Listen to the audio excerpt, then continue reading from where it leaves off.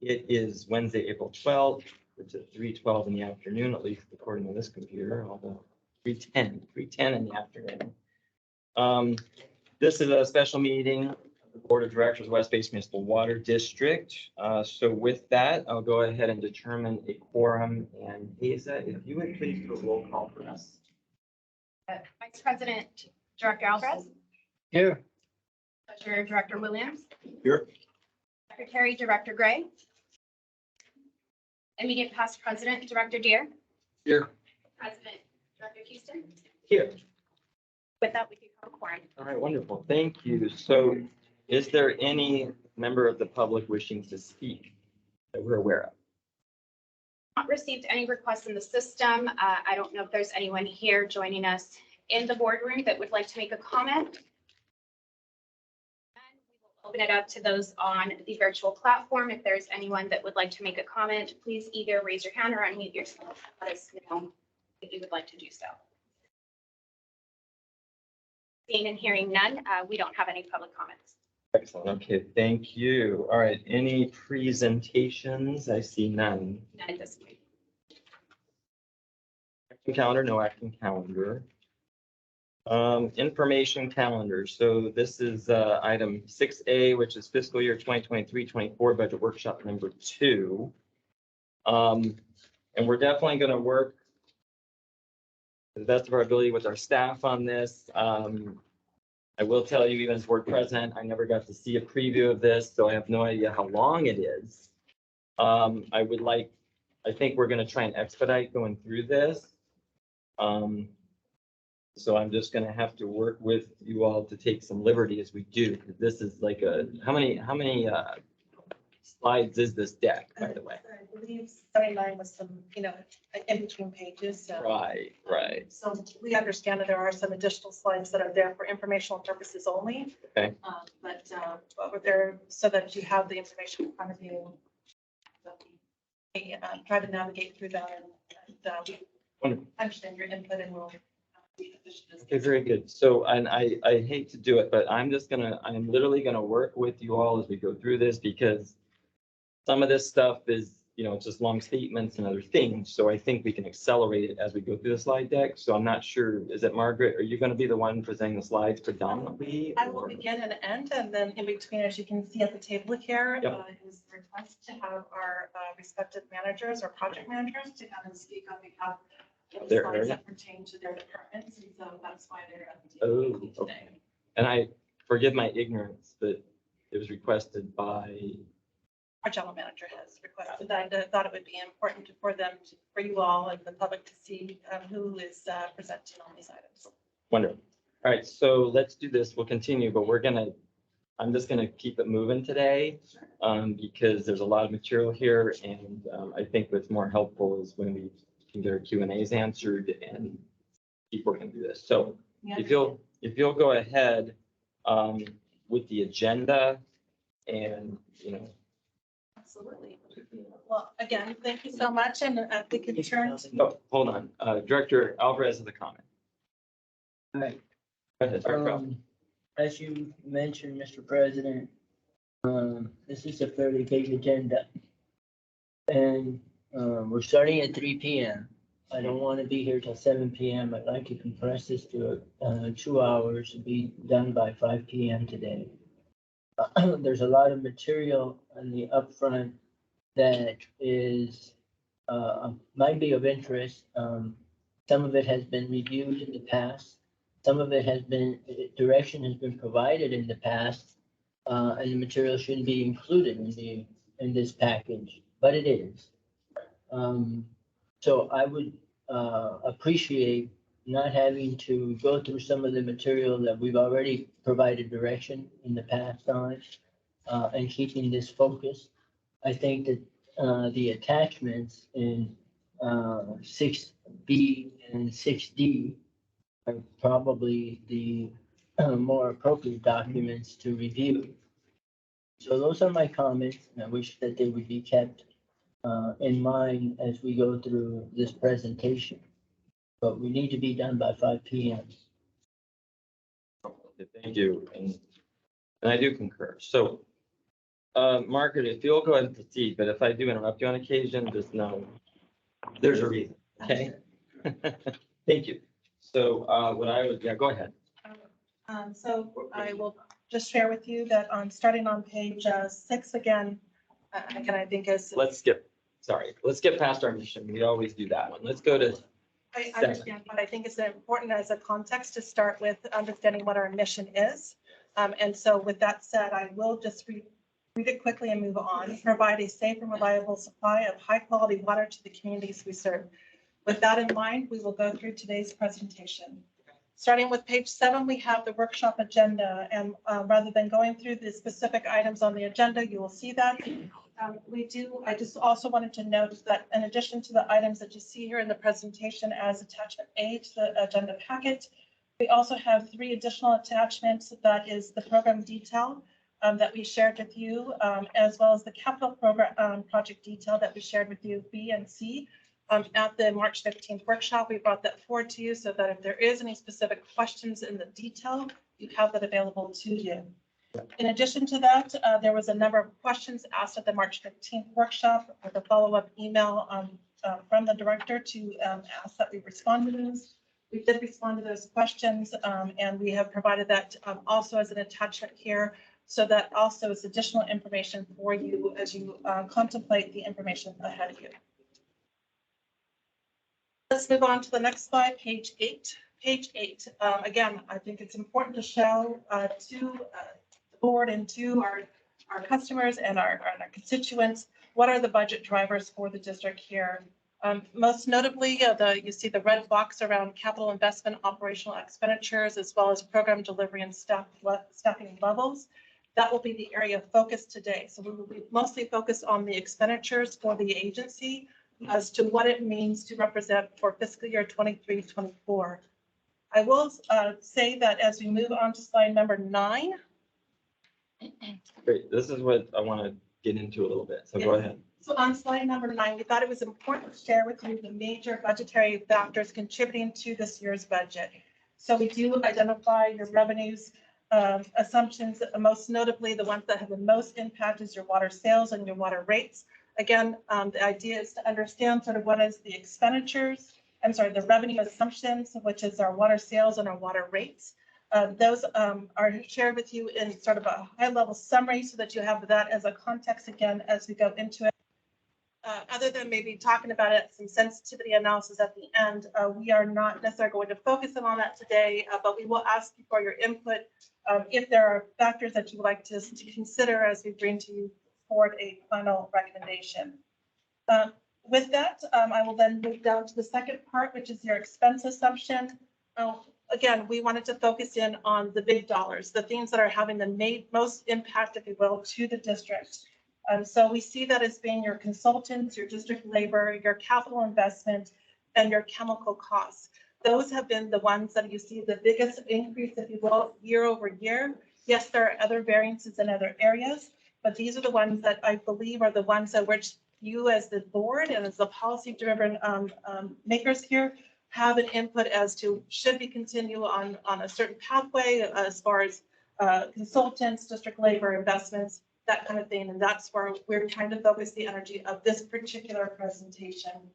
And then finally, at the end of the page, you see other assumptions. Certainly, as always, as we look to present the budget, we do take into consideration what is our debt coverage as well as our capital funding, how we're funding those projects. Again, those have an impact to us both on a coverage perspective and a cash perspective, and does have a provide an overall sort of financial summary of who we are as West Basin from a fiscal impact.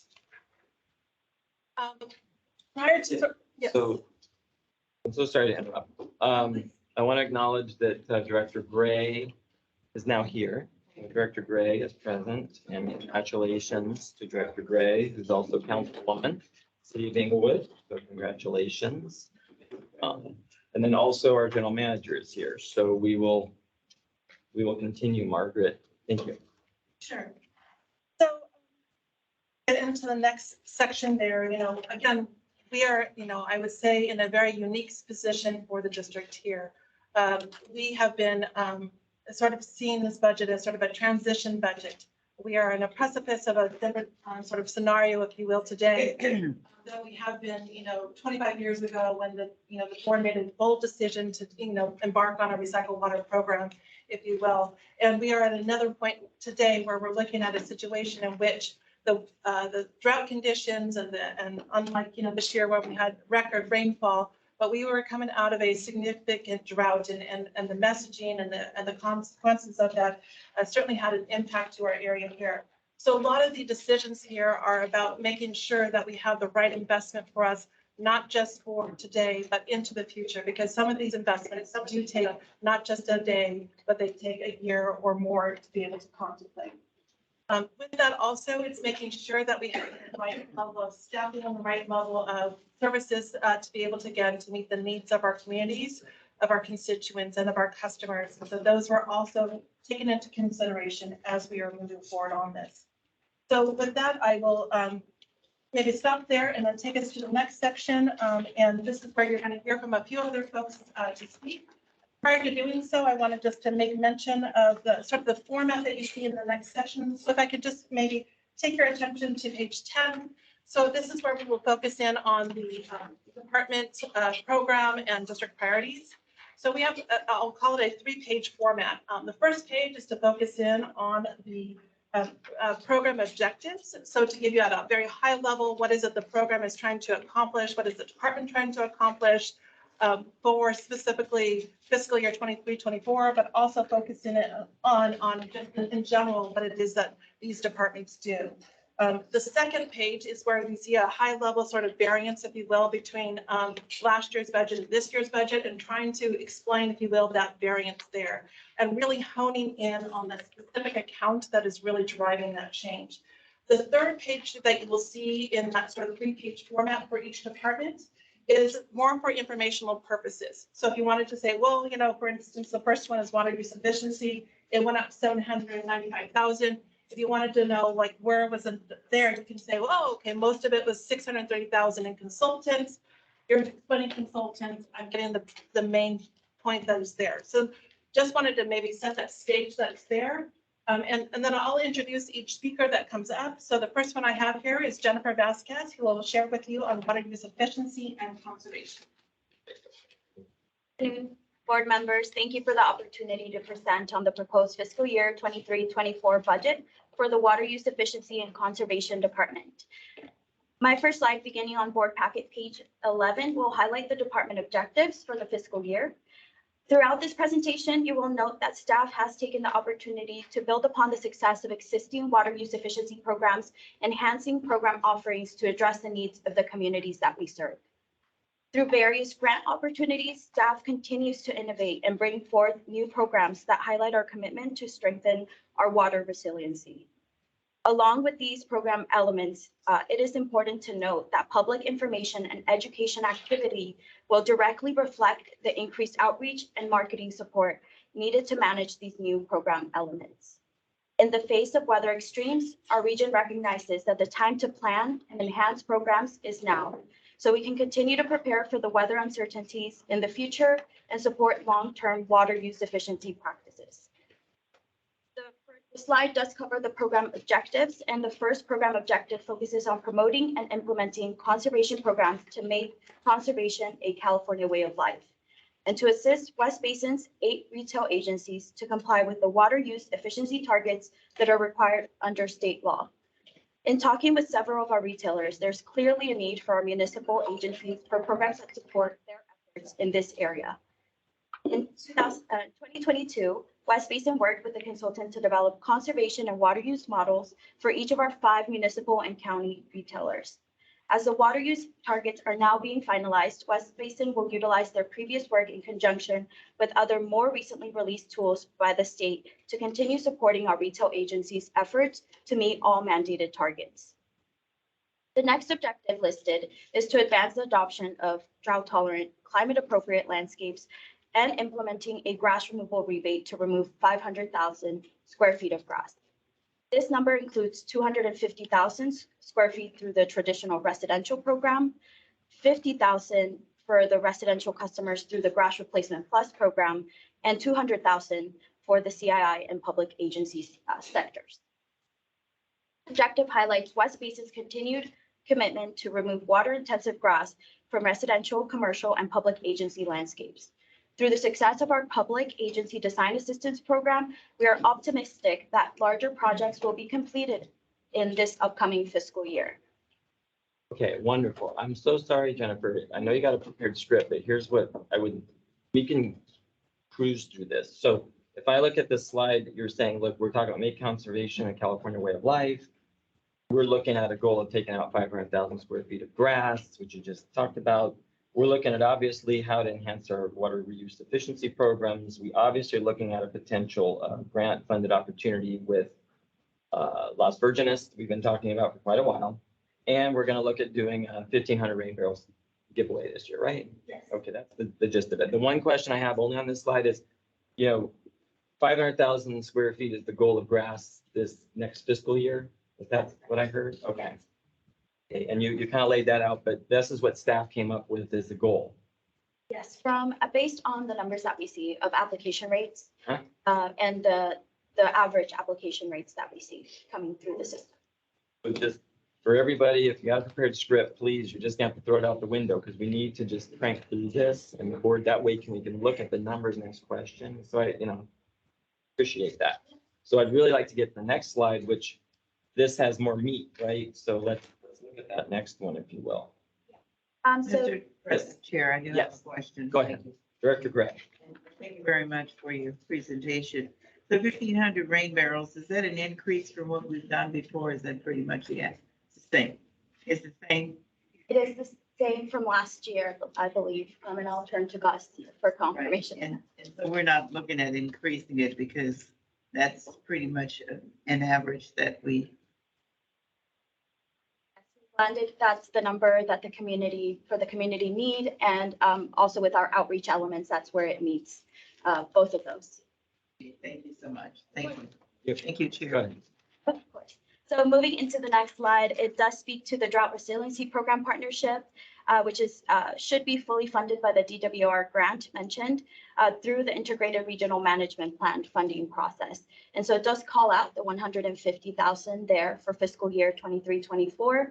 A few things to point out about that particular program. It is will reimburse West Basin for hiring a program manager similar to Malibu and Topanga Smart to develop, implement, and coordinate program elements for that program. It also provides various measures and resources, grass replacement rebates, weather-based irrigation controllers, and other devices for that area. The next enhancement shown on this slide would increase the funding of $265,000 for fiscal year 23-24. And for this program funding request, it does continue the increased grass replacement rebates for residents, businesses, and public agencies. The total funding amount for grass replacement would be $720,000 for this next fiscal year with the numbers that I mentioned previously. So I'll skip that portion.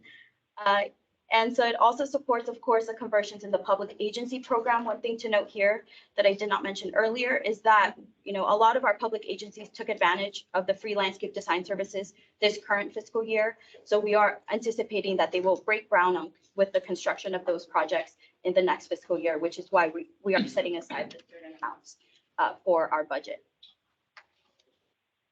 That moves us into the next item there. It also is important to note that DWR's 2022 Urban Community Drought Relief Program, which we did apply for $3.3 million in funding with award notifications pending and expected to be announced in the next few months. So that can also reimburse some of the activity that you're seeing with the grass replacement program here on this slide. And just to be clear here, so this $268,000 just reflects that this is West Basin's funding here. Should we be successful in the grant notification, then we would be able to show that revenue as well to sort of offset those costs. So this is really a decision point for the board to understand if you want to make sure that we continue to do a landscape smart type program.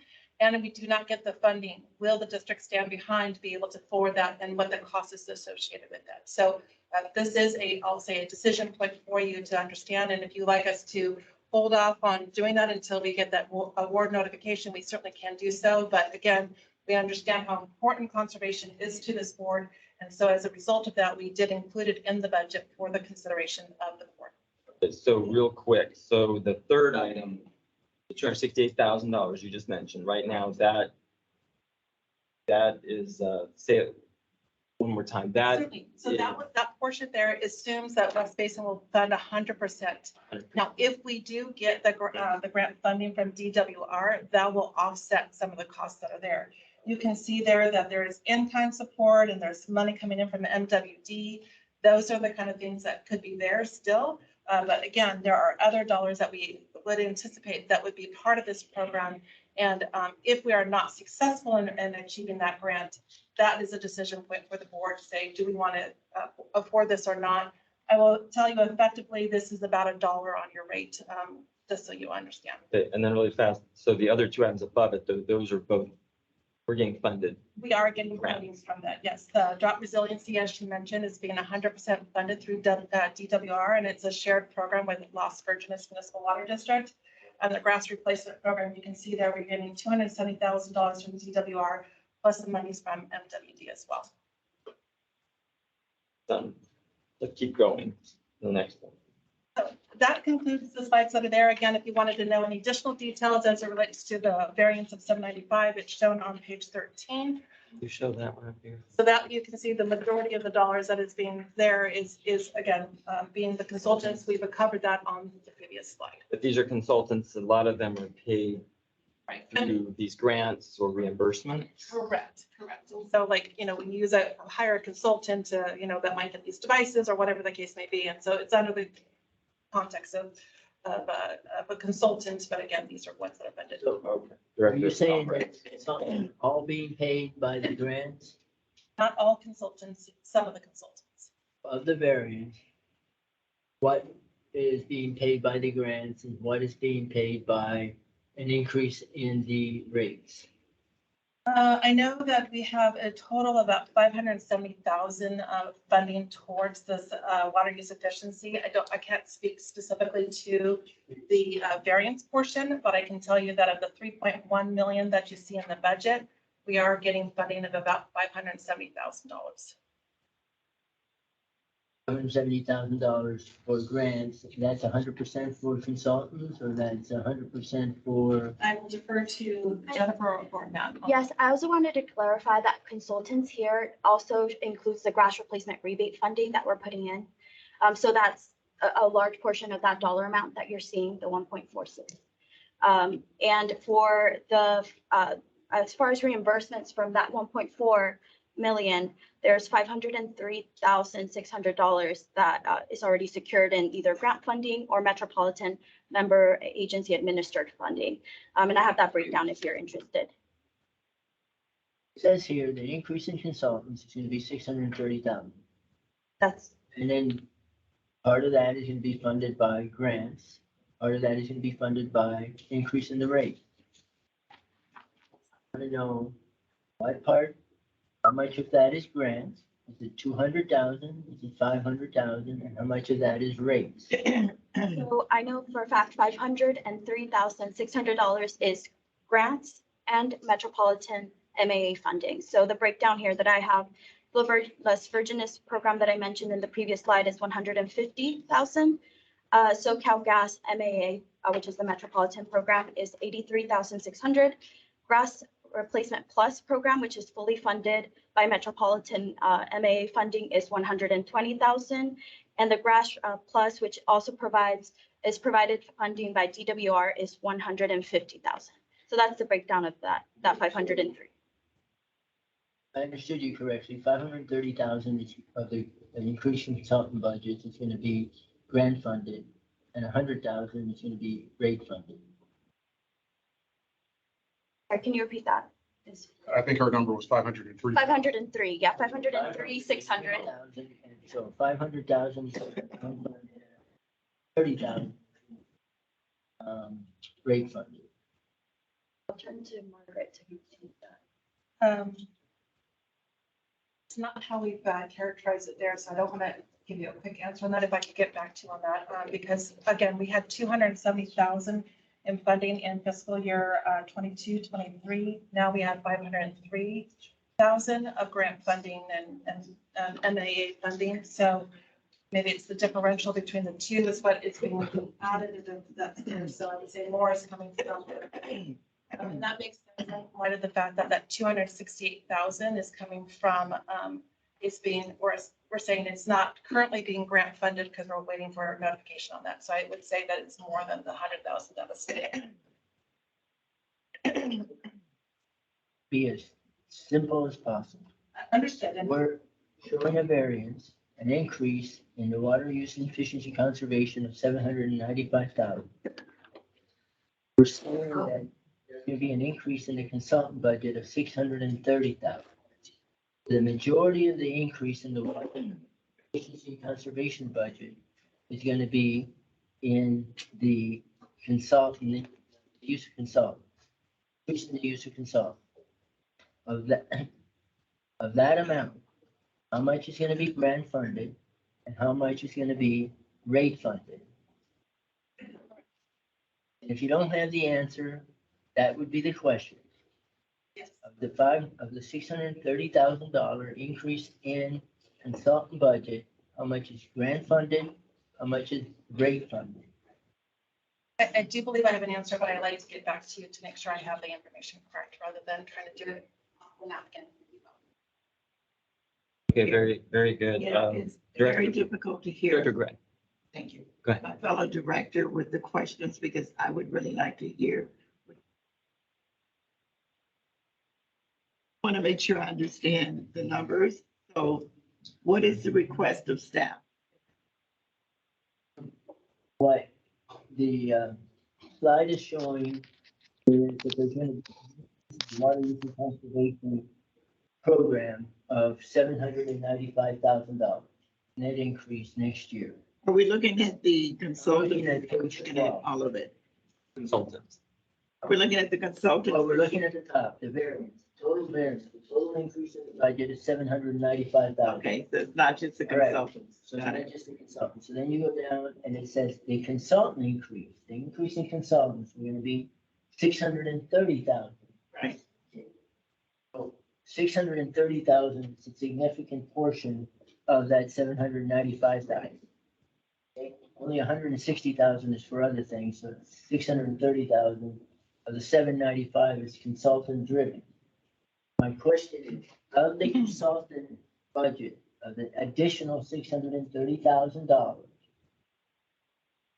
portion is grant funded and what is rate funded?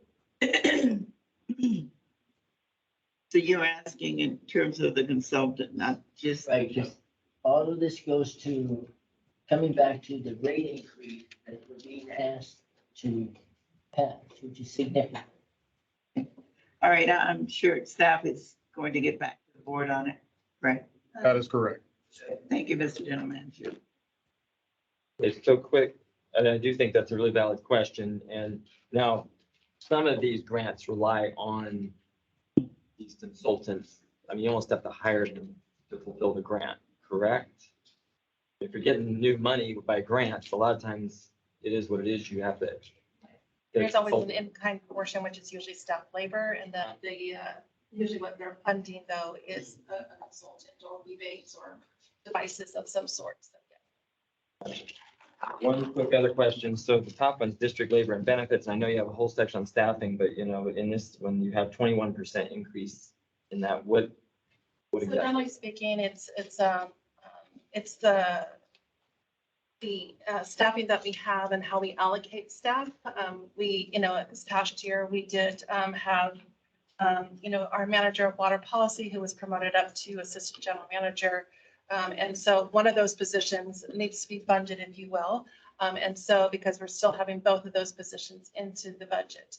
And as a result of that, you're seeing a cost because of the fact that we, essentially added a body to the org chart like that. And so you're dividing up. Right, and then That person's and then because these end up being more programmatic budgets, not department budgets, because there's a lot of support that happens between different departments, and so that's the level of effort to support water use efficiency and conservation. Okay. Got it. So it can vary from time to time, and then Also too, staff time that is, I'll say more of the overhead, which is finance, HR, admin, board services. Those costs are considered overhead. And so, or indirect labor, and those costs are also allocated to these programs as well. Very good, thank you. I Okay, have one question. one more question and then we got to keep moving. Okay, go ahead, Director Did Grant. I hear the president indicate that in terms of receiving grant funds, it's connected to a consultant sometimes? Is that right? That is correct. Yes. Yes. Okay. It could be other things too, like devices or whatever. Right. It just depends Okay. on the nature of that. Right. Right. Thank you. Okay, so let's keep going to the next slide. All right, with that, I'll turn it over to Amy and she's got the work notes on that. Go ahead. Good Amy. afternoon, directors. So I'm starting off at packet page 14, which talks about the objectives. I think you see them highlighted here, pretty clear as stated, unless there's any questions, but community engagement, workforce development, kind of moving our future of recycled water along in our, their communications and outreach endeavors, as well as water use efficiency and education, which Jennifer just spoke on. So those are our key focus areas. Moving along to packet page 15. The main thing I want to highlight in terms of the greatest variance and increase in the PI budget is directly contingent upon the DWR grant being granted or at whatever funding level the district wants to support water use efficiency programs. We have accounted for all that we would propose at that scale. And so, if there should be modifications, we would proportionately scale back, but I do have $247,000 identified as, the marketing elements that would, build out some water use efficiency programs that are newer, which we haven't done, some which are a continuation of our existing programs, and plus some, just enhancements that we have been trying to do to really reach and keep the momentum going of becoming water use efficient. And so that is, you have this number here. I won't speak to the slide per se, but I'm happy to address that $420,000 number you see in terms, or the percentage increase as it relates to water use efficiency. I'll just add that one thing we did do differently with our budget line items this year is that we have an own line item specific to water use efficiency programs so that we can really tease out and see how much we're contributing to water use efficiency programs versus other more general campaigns that the district may do in pursuit of, just broader campaign issues. So with that, I will Let me ask a just, question on this. So I see it says here, yes, you're increasing this on that first item, $247,000, but it says this is anticipated to be funded through a DWR grant. So what does that mean? If we get the grant, we're going to do it, but what if we don't get the grant? We're not going to do it? What does that's this the mean? question I think that really Jennifer and Margaret were getting at. So right now we are between, and I'll speak on behalf of both departments, water use efficiency and PI, the way we've collaborated to put in this grant. Based on what we think are going to be most effective programs that will really reach the audiences that we want to reach and try to get that data that we need to find those people that could participate. And so, I think the way that we typically budget is that regardless of whether we receive grants, we budget for that amount, and so right now we just don't have an answer on what grant money, if any, that we'll receive. And so the question to the board is, at what level do you want to support, fiscally, water use efficiency programs? How much do we want to contribute? And then, the offsets being DWR grant potentially. We do also have Metropolitan grant funding that would, cover some of these elements. And these are mostly the newer programs, grass replacement programs. I do have some funding built into the advertising budget as it relates to water use efficiency that supports our typical programs, the rain barrel and the marketing of that. Whatever, the standard go-to that isn't necessarily grass and outdoor or indoor focus. So that's the 247 of the 347 overall for our water use efficiency So- advertising marketing budget. When would we know we got this grant? In the upcoming month or two, so I think that is still So something. we could have that grant approval before the end of this fiscal year. So we would know going into new fiscal year, we have the money coming toward us. Correct. True? Okay. Because I do see some things in here because they're talking about focus groups and some other things. Now that because it's for grant That would be, yeah, so this, a lot of that kind of talk about market research focus groups, this is to inform our newer programs as well as some of that information we just don't have about our population, our million people that, we would like to going into creating a really program that is marketable. I think we can create a program, but do we have the market? Is there the desire? And I think that helps us kind of define who our personas are. It defines who we're really targeting, where they live, how best to reach them. And so again, if we were to receive, let's say, a portion of the grant, or the board were to decide to maybe scale back in some regard, we would proportionately scale back our marketing and publicity efforts, to make sure that what we're choosing to promote as a water use efficiency program matches with the marketing. So I wouldn't suggest just line item, let's get rid of this or that, or at Right. least I would suggest you take that into account as you, figure out your comfort levels. Okay, one last, would this be fully funded by this grant, like 100%? Yeah, so anything related to some of our water use efficiency programs would be, there is some, like I mentioned, that's already kind of identified for metropolitan, what's it called, the funding that we call it, MAA. MAA funding. And then, of course, if we did not get the DWR funding, we could also pursue other grant opportunities, of course. But again, we're just gonna, we're gonna go for it with this DWR because I think a lot of great effort went into defining what the programs ought to be, regardless. Very good. Because it seems like to me, if we don't get this grant, we probably wouldn't put maybe quite as much money into that, but I don't know. But right, we might scale it back, or yes, the board would have to make some more surgical decisions, if you will, right? So, okay. Director Alfred, let's your hand. Just, again, same question. Okay. Of the increase in the pie budget, it's a lot about grants. Is that all grants, or is that gonna be 445,000? Is it gonna be 250,000 in grants and 200,000 net increase in the rate? Yep, so I can't answer your question the way you want me to answer it in terms of percentages and amounts, but I can tell you what I know, and you can probably, and I can come back to you with the answer as well. But so in the pie budget for advertising, as far as grants go, that's that $247,000 number. But what I have for the total water use efficiency programs is $347,500, and that accounts for 85% of the advertising budget overall. The other element of just general advertising is $40,000, so just the 10% component of the advertising section. And then we have a potential $18,000 reimbursed, and I think that's through the MWD kind of funding that we have for some of our ongoing programs. So that is what I can provide you with now. I can come back with the percentage format you're requesting. That's something that's in this packet, what you just read off, or not? Those three numbers, they're in the line item budget I believe you were provided with at an earlier phase. So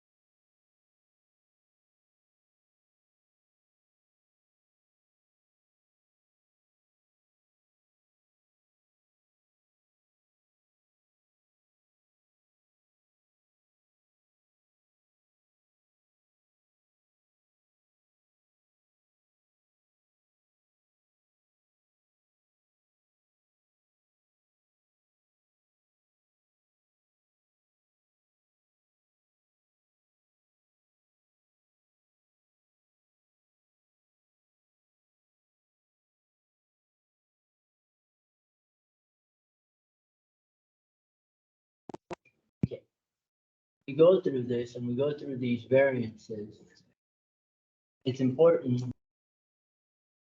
There are gonna be net new additions that are gonna be embedded in the rate as opposed to be grant funded, which are temporary. And I understand that it's difficult to answer all those questions today, but the nature of my questions is so that we know that as we sit here and tacitly look at these numbers, that the implications are that there are embedded within these numbers quite a few permanent commitments that require a rate increase. Yes, understood. And the first two budgets that you're seeing are the ones that see grant funding. The remaining portion are budgets that you are going to hear about next. Don't necessarily have the same amount of grant funding that would sort of muddy the waters, if you will, because of it's a one-time or not sort of situation. But our water use efficiency conservation program has been highly supported. We've moved forward because we have grants, and if we don't have grants, we probably don't do programs. But that's a decision by the board. Again, I will say as a policy level, how much do you value putting money into conservation, and do you put a dollar behind it or not? And if not, then that's if the answer is we will if we get grant money, that's fine. But that's the decision point that we're looking from the board. Very good. Any questions? I don't want to belabor, but just briefly, I see Sure. that there's a decrease. Thank you, Mr. Chair. And a couple of items, overhead allocation. Can you just kind of real briefly? Yes, so overhead allocation is one of those costs that we'll get into the overhead budget in a moment. We do see a decline in our overhead budget. Overhead is then also a cost that's allocated across our various programs. And in that case, it's based off of direct labor hours. So depending upon the number of hours that are being dedicated to any one program, you could then see an increase or a decrease that's there. So it is not a specific amount per se, but rather an allocation and a budgetary treatment. It's all staff driven, right? It has nothing. Well, again, the costs are, for your insurance, for your audit, for all that kind of stuff. How it's allocated is based off of direct labor hours. I just want to make mention of that because I think that's important to recognize. There's some decrease in the amount because of what you just said. With the consultants, can you explain that real briefly?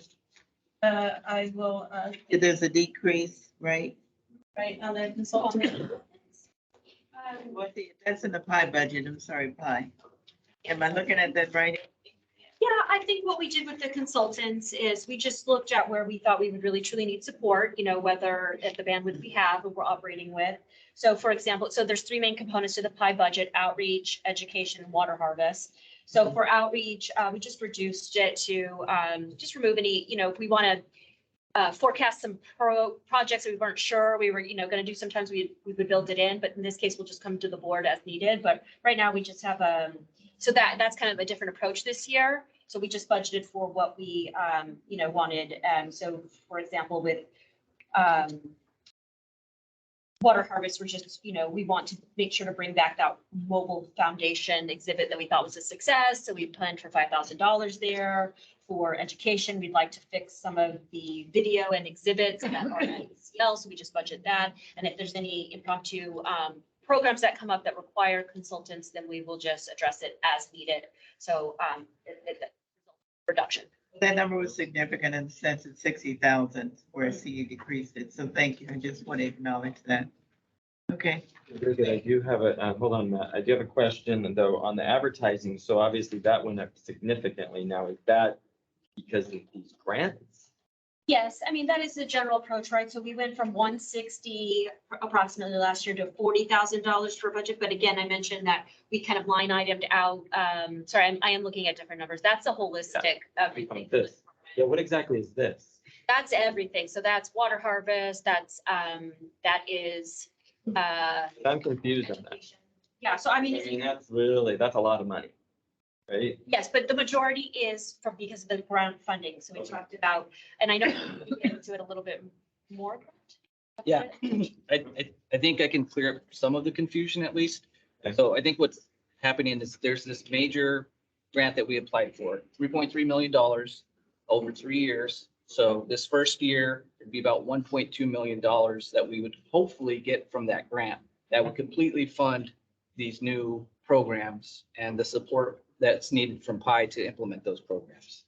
I think to Director Alvarez's question, of those funds, we've included across both of our departments about $600,000 in programs and PI support that if the grant doesn't come through, we would be asking the board to, still approve those budgetary items. So that's kind of the cost impact of the grant. So it's about $600,000, $325,000 in advertising, new advertising cost for the new programs for non-functional turf outreach. And then there's the $268,000 in the Landscape Smart program, which includes funding for direct device installations, an outdoor landscape tune-up program that would be administered. Some of that would be administered by consultants, but not all of it. So that's kind of the breakdown, the $600,000 as applies to that grant. That would be the impact. Thank you. Yes, thank you. And on that note, so is this the same grant again that we would potentially know before fiscal year starts? Yes. So if we, let's just say hypothetically, we don't get the grant, so we'll know, and we could chop this out, right? We could just chop it out. And then if we wanted to look at, well, we could do some on our own, and you can come back to us before the end of this fiscal year, or we chop it all out and we could amend the budget in the future if you want to bring us something to do on our own. True? Right? That is correct. We can, like I said, we can remove the item today if you feel like I don't want to raise the rate for it. And that is true. And then You're basing that, the rate on this. right. Again, if we get correct. And so if we see that we need to, we would like to wait for the grant to be able to pay for that program, then we can certainly remove all of the costs associated with that Landscape Smart. Bottom line is, Yes, sir. I believe that we're getting there, but the bottom line is that we do not want to spend rate money. We want money from heaven. We want the money that's a grant. So That's grant money. That's where we want to spend our money, and it our would- projects. I take that as a feedback. What I would recommend is that we would remove the program until funding is noticed. And if we do not receive it, then we can come back to the board and then at that time say, at what level do you want to support that particular program? So I certainly could, I will take that as an action item to remove it so that you're not seeing that impact there. I would support that. Director Williams had the floor. Yeah, I'm done. Okay, thank you. Go ahead, Director Grant. 4:00. I know, I'm watching the clock. I think that's a great idea. Make sure that the board makes a decision on each itemized program. Right. So thank you, Margaret, for that recommendation. Anybody else on that? We will make that change. Yeah, because I think that we're digging into this, but it's like, you guys are putting all these things in and it's kind of, we don't have it 100%. Now, granted, we still have time before the budget has to be passed, but you're building all this in. And so the question is, if we don't get the grant, are we going to still move forward and authorize all this spending, which the board sounds like, no, we're not going to do that. We could look at it piecemeal. Understood. So with that, Go ahead. Oh, someone, yes. I do have a question, maybe more for Margaret. Sorry if this is not the appropriate forum, but let's just say we hear from the grant relatively soon, because again, if you're, I guess the impact on the, when you guys set the rates as well, right? If there's a significant amount that needs to be added back in, that's one factor. But, we have time to come back with the alternate proposal if for some reason we don't get 100% of the grant funding. yeah, at that point, the rates would be adopted. And then at that point, then it's a matter of, is that additional draw on your reserves? In order to pay for that, that's the consideration for the board. So, we certainly can come back with a rate increase is supportive, but typically the board has approved rates once a year and they do not. I understand that. Yeah. With that said, I'm going to move that fast forward to page 18. So, Okay. 17 or 18? Well, 17, it just tells you essentially that's there, but, which I think you know what that program does. And so maybe if we can just focus on dollars because we are 57 minutes away. So I'll skip the objectives for the Water Policy and Resources Development Department and just go into the numbers here. There's really only two major things, or not even major things, but things to point out. The first is we are proposing $50,000 to hire a consultant that specializes in CEQA matters. And this will be very important to us as we explore the water resiliency, water reliability projects that we're considering going forward, potentially in partnership with Metropolitan, LA, and others. So that's kind of that extra cost that we've not invested in the past. And then the other proposal there that you can see is $20,000 that relates to an annual elected officials forum. I know that we're going to have our first one after a pretty long hiatus this year, but it's something that if you'd like to continue that into future years. Let me go ahead and jump in right now. Not just that. Personally, I never asked for an annual. So if anybody ever thought that's what I wanted, no. I think it's great we're doing the elected officials forum this year. That's what I've asked out of having not done it for 5 or 6 years, but I'm not asking for staff to do this as an annual. So number one, you can cut it out if it's from me. The other directors would like that, we can look at that, but I'll cut that out now. I think those are one-offs, we could look at them, Matt. Number two, and I need to understand from everybody here. So what is this need for a CEQA matters consultant? And maybe somebody can enlighten me on this as to what this is about, just so I understand. Yeah. So this really, the focus of that effort would be on our water recycling program. So with that, you have the pure water program that's going forward. And we want to have expertise to help us track the environmental work that's being done to support the pure water program and to protect our interests as it relates to that, from a CEQA perspective.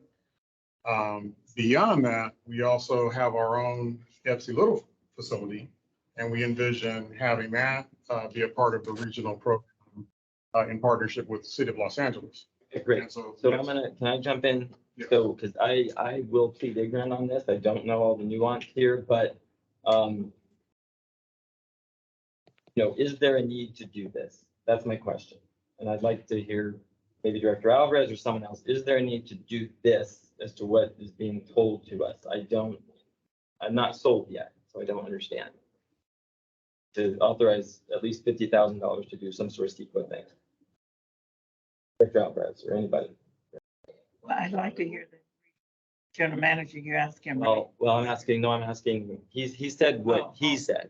He said we need it. But I'm Right. asking our own colleagues, is this something that we need or not? Because it seems like this is new to us.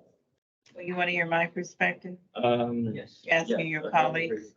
Yes. Yeah, I want to hear again from the general manager. I heard what you said, so what does that mean in the reverse if we don't do this? What's the negative effect of any on what you understand as the vision of the agency? You're asking that question to me? Yes, I am. So if we don't have the CEQA expert, then we would have to rely on our own internal expertise to track along with the pure water program as it makes its way through the environmental study process, environmental impact statement, and to provide whatever comments we feel are appropriate, on behalf of the district. So that's just one, element of work that we need to participate in as the pure water program goes forward. So that's one piece. The second piece that I mentioned is the FC Little facility and the potential for environmental work to be done in support of ECL being a part of the City of Los Angeles's water recycling program. So now we're talking about the Hyperion 2035 and looking at how FC Little can fit into that and how we might bring that into the EIR process with the City of LA's program. So if we have our own experts, we protect our interests, make sure we have the best of approaches with all of that. If we don't have an expert, then we will have to rely upon our own internal expertise to do the same kind of work. So you're saying that we need someone outside of our employees to have that expertise to make those recommendations to you and the board? I believe it would be in our best interest to have a CEQA expert on our team. Thank you. Director Gray. Anybody else? Director Albrecht. Thank you for bringing this item up. I was going to bring up that of the increase, the majority of it is for the CEQA expert. I have a couple of comments. I'm pretty comfortable on the pure water that the Metropolitan Water District is going to do a very adequate and thorough job in their CEQA. And I'm not supportive of having to pay additional money to make comments on that. I think in the past, and I believe that our staff is very well qualified to make the types of comments that are necessary. But I do have all of the confidence in the Metropolitan Water District doing a very good job on that particular project. With the Ed C. Little plant, I think the Ed C. Little plant is something that we have discussed previously. Its future is very uncertain. And for us to participate or to look at the City of LA's programs and be participating in those programs in the future is not something that I think we need a CEQA expert on. Lastly, I would actually refer to the fact that we do have a new general counsel, and they do bring in BB&K does have CEQA expertise to a greater level than we've had in the past. So I'm not supportive of the idea of hiring another consultant for these types of CEQA matters, which are being addressed by, I think, agencies that are in and of themselves quite capable and trustworthy. I'm not supportive, and that's a net increase in that program that would ultimately be rate funded. And it's an increase in our rates. With respect to the annual elected officials forum, I was surprised to find out that, Mr. President, you had requested one for this year.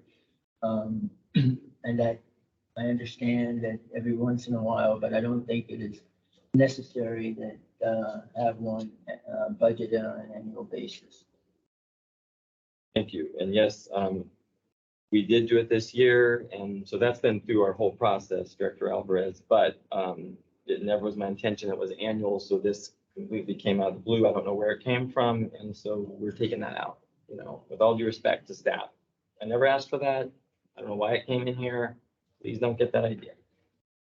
Number two, I totally agree with Director Alvarez. I don't see a reason why we need to put money into a budget to hire any sort of consultant at this time for CEQA. If something needs to be done, of course, we can look at that when the time comes and we can amend the budget to deal with it. But it just doesn't seem like we need to build that in.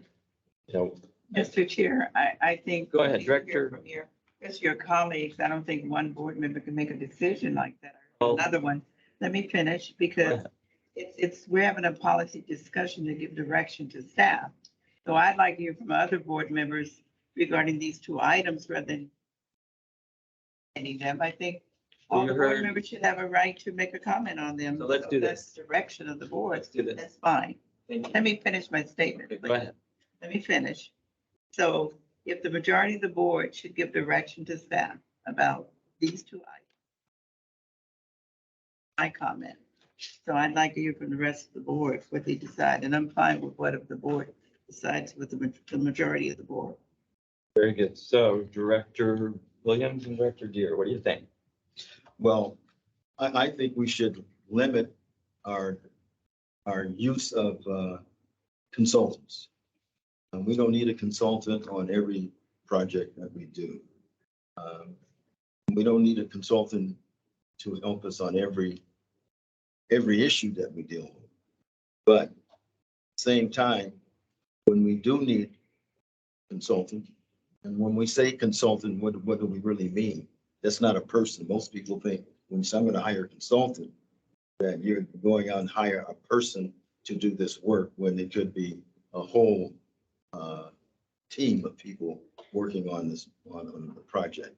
So, but again, I agree with Director Alvarez, when you have a project coming to you that is run by Metropolitan, that the CEQA stuff is all handled.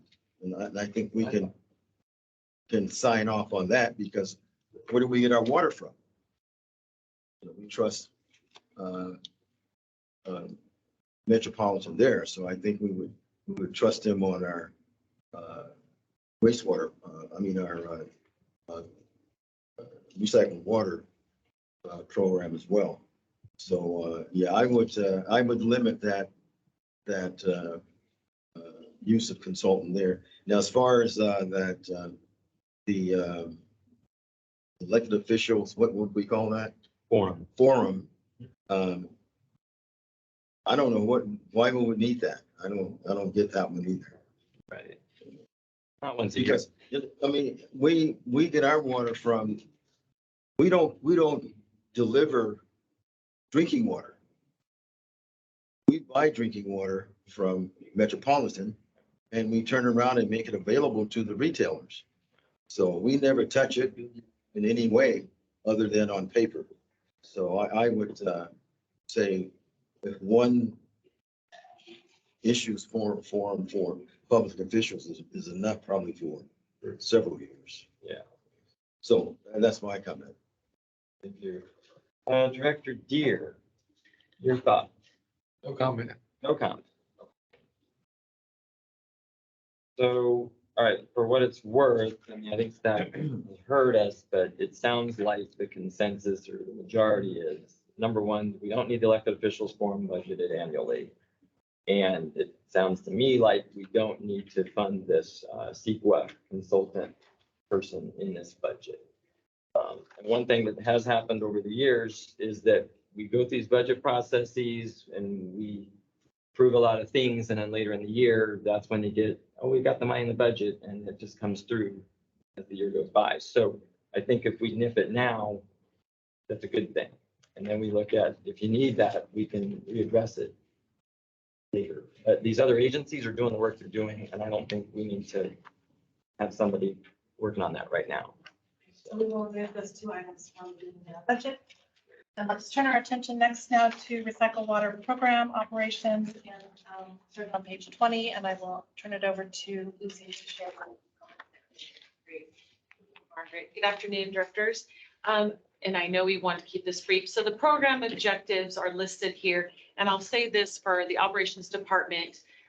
We have the compliance and water quality division in there. We have the treatment division in there, and the distribution, which includes customer service, all the new customer connections, and potable water, which does have a level of service that we provide to our potable water customers, all enveloped in there. So sometimes when we see these numbers, it's good to keep in mind all the different things that are happening to keep water flowing out to all of our customers.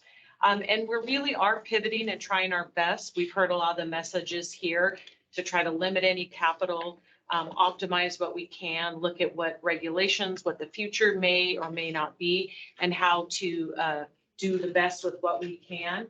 And I will give credit to Susanna and a lot of our staff for really sharpening some pencils. We're known for being cheap out with some of our vendors and driving a hard bargain. So I hope the board is proud of that, as well as the public, knowing we do our best and we take it serious to stay on budget. We don't want you to be cheap, though.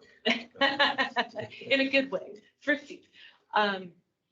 So for the recycled water programs, as you see in here with the variance, I will say that we are mostly impacted. We really have been trying to drag down some costs. We are impacted by some of our aging infrastructure. A lot of little small repairs. We're doing the best we can, trying to get that expertise in-house, develop some workforce folks to help us with that. But the bottom line is a lot of this for operations, inflation. And we all know this even at home. Everything you're experiencing at home in the market, we're experiencing here. Chemical costs. We have a lot of electricity costs going up, even our parts, the different things that you see. We've tried to keep our labor down, tried to make sure to limit what we can, rethink how we're doing that. But a lot of those costs are just going up. And so much so, there's still, a lot of the supply chain issues have subsided somewhat, but there seems to be a little bit of recovery still going on, where we will literally, I was just at AWWA, some people, they just aren't ready to even bid on some things yet. They're still kind of recovering, and we're seeing that, but doing the best that we can here. We're really trying to, one of our major goals here is also to keep the water quality. We did experience a lot of that giant upset. It's impacted us overall. We're seeing that fluctuation in addition to some of that residual. We are getting our customers and the community who is giving us feedback. So we're doing our best, and we'll probably come to this board in the future with deciding on level of service and where we want to go, and hopefully have some good suggestions on how we might do that. We aren't changing the level of staffing. Again, we're trying to rethink even how we can double down on some of these things. And I think sometimes that's even when we see some consulting fees, is sometimes we think, could we just get an expert for 1 year to help us move a program instead of adding a new position? So we really do try to take that in consideration in operations. So finally, if we go down then here, if you want to advance to slide 22, we just highlighted again, chemicals. Again, one of the largest costs. And it's kind of interesting, if I may, we've talked about Buy America and a lot of these good programs, but one thing that I think our industry in general could really focus on, you know, there are now only 3 chloralkali manufacturing facilities in the United States. I mean, chlorine is what changed public health. And this is so important. And these are the kind of things, so when we see these and we're focused on, oh, it's so expensive, what can we do? But there are sort of these bigger issues that I think, you know, we try to advocate to Aqua, AWWA, that we should all be getting together on and working on, because to me, it's not just a costing, but it really almost has a security and a public health effect. But it also impacts our bottom line. If we have, and they're all kind of in Chemical Alley, so we just need a good frost or hurricane to go through there, and you can imagine the havoc it wreaks. So that's something, sort of overall supply chain security is something that we advocate for wherever we can. In addition, you can see some of the variances we did. I really like, and thank you, Susanna and Jason, also for this. Did a nice job of trying to show the percentage of what % of our programs some of these are. Some of these we see a jump, and it really makes a difference to see where we're at on those. If you go down then to the slide 23, a little more of a focus, what I just addressed on chemicals. Again, these things are needed to treat our water. We are working on some optimization to make sure we're even looking at trying to maybe freebie partner with some of these great research groups who are out there looking at alternative chemicals, alternative means, see if we have any advantages we can leverage out there to make some of these changes. And then finally, when we get down here to slide 24, it's just a very nice depiction to see the change and where you see that jump. We are seeing a little leveling off and hot off the presses. We went out to bid, just got all the bids for chemicals back today. You might see this number have to be adjusted. We'll get that to you. They just came back today. Things are stabilizing, but again, some things are going up, and chloralkali products for sure are still continuing to climb. And I believe that is the last slide for operations. Thank you, Uzi. Any questions at this point? I don't have any, but does anybody else? Dr. Grant? All right. Sure, go ahead. Great. Thank you. Very nice, and I appreciate the comments with direct with the ability to obtain some of the chemicals and so on. They're very critical, and Can you speak up there here? I'm sorry. This room is really bad for where we all sit, but yeah, go ahead. Yeah, if I speak that way, you can't hear me. If I speak this way, then they can't hear me. Stand up. Raise your head up. And I'm already trying to speak loud. So on the supply chain, it is very critical to increase the number of manufacturers and so on that provide these products. In looking at this, there are quite a few items that we have no control over. And had seen significant increases, chemicals being one that we just talked about. The other is the contract operations, but I did have a question. That's going up 20%. On the contract operations. Yeah, and it's, well, it's the contract operations, is actually 2%. 2%. The number you see in the total budget is we try to, in the small parentheses, which I think is a little confusing, and I apologize, is what per, portion of the budget or the program it Oh. actually is. Okay. 20% of the total budget increase.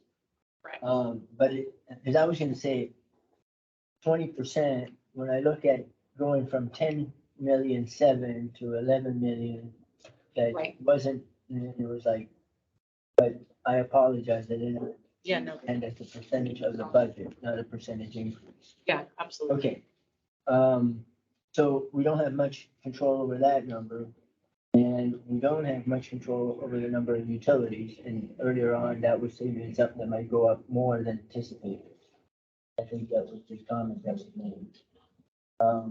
So those are some of the key drivers there, in terms of that overall number.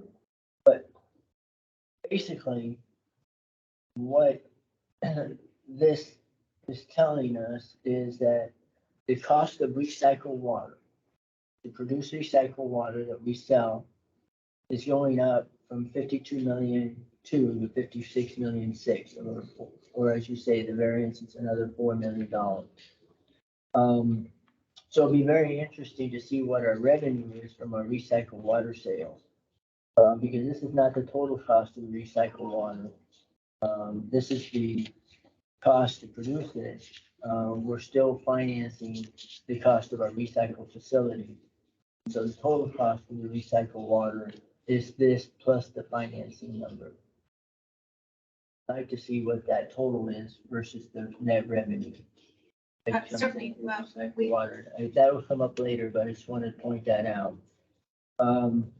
Again, I go back to the labor and benefits, we're showing a net increase there of 255,000. I'm assuming that, again, that's gonna be financed somehow through the revenue or rates. All of this is, so, Correct. But- I mean, part of it is being funded, of course, through our recycled water rates that we have with our customers, but not the totality of the increase in this budget is been able to be funded by our rates because of limitations in some of our agreements. And so that as a result of that, we are seeing an increase in our reliability service charge to be able to afford the increases that you see there, as you mentioned, that we don't necessarily have. so we're asking our portable water customers to subsidize our recycled water customers. As we have historically done so, because again, the reliability service charge represents reliability for our service area, which incorporates conservation, incorporates education, incorporates recycled water and potable water.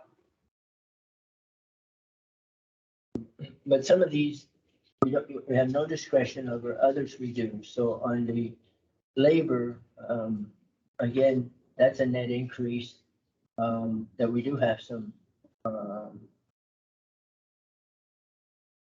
ability to either say yes or no. So I would like to know why that is needed and what specifically it is for. The other items, as I said, are really driven by situations beyond our control. And it's very unfortunate that we're finding ourselves in that predicament. Certainly, and I certainly can address it. I mean, one aspect of all labor budgets, not just here in recycled water, is, you know, in order to sort of keep up with inflation, if you will, for employees, we do have a merit pool that is based off of a cost of living increase for the 2022 calendar year. And so that is embedded as well into the budget. And so that is something that's similar to the increases that you see in the in the director's per diem. We have an increase there. We also see an increase in staff merit pool that is then would be divided, if you will, to those employees that are here. So As I said, I would just appreciate a breakdown of what that is. If it's, we use 7.5% for our merit pool, which is, so for and that again, that number, information is shared later on in the presentation and previously shared at the March 15th workshop.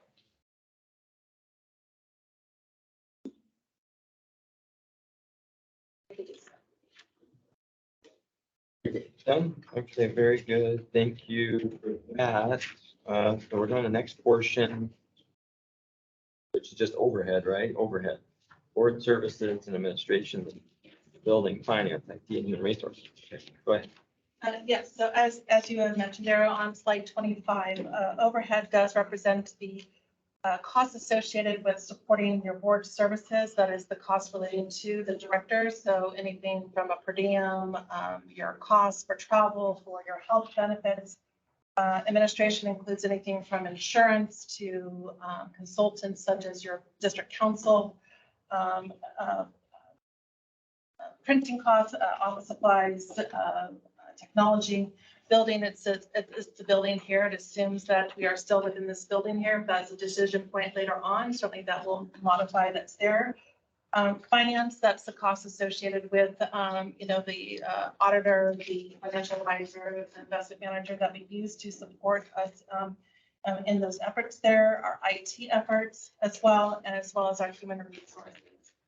So as reflected on this page here, you do see a number of things that we would like to accomplish in fiscal year 23-24 from a cost of service study that I know that is pending with the board for a decision on that. But once we are able to move forward on that project to come up with a rates and charges management policy, what we have is a based off of last year and that kind of context, we will pass through all in charges and all that stuff. And so while we have it noted anecdotally, we would like to have a more affirmed policy to do that. We also have supporting a number of IT initiatives to really create efficiencies here. So some of the areas that we're looking at is like AP automation, updating our water billing database, as well as the electronic data record management system. We'll share more about that in a moment, but essentially we have many records that we have here, from electronic records, hard copy records, social media records, email records. We have a lot that we need to manage in accordance with our policy associated with that. We also put in there succession planning and classification and comp study there. Succession planning, we've already experienced 3 retirements in the last 3 months, if you will. There probably are others that could be in the near-term future that should be considered as well, to make sure that we have that transfer of knowledge from the individuals that are departing to those that are here, as well as making sure that we are supporting our staff in their growth development for not only today, but into the future. Class and comp is an important study there to make sure that we are fairly. Can I interrupt you? I'm so sorry, Margaret. This is very long. So let's just get to the point, because I think if you go to the next page, I mean, all of this just says like 1 page worth of stuff. True? It doesn't, but it does explain, if you will, why I understand. some increases that are there. So Sure, but at the same time, when you go into the next slide, it really doesn't give us any breakdown of anything. Now, just where's the breakdown for us to know? It's in your exhibit A. Exhibit A. I'm sorry, exhibit B. And what page is that? Someone just tell us so we can maybe look at Just that print out that portion there. or whatever. Exhibit B begins on packet page 81. It's 81? Yes. Yes. So 81. so it won't be on page 81. Oh. Starting on page 81, Yes. have to go through and find out what page we're provided is. So we're gonna have to look at that, figure out what all these breakdowns are, because on this, it's just, these are big lumps. Yes. I will say mostly it's Mhm. consultant increases there. And what I was trying to emphasize in my talking points is Okay, that the increases that you see there is in that succession plan and class and comp, your strategic plan, your DEIA efforts, your workforce development that was requested by the board, a board member to include a financial scholarships for workforce development. So we've included $25,000 relating to that. you And hold on, let me find that page. I'm so sorry. So Overhead. 81, correct? no, starting at Packet page 90. Overhead. yes. Okay. All right, let's find that real quick. 'Cause-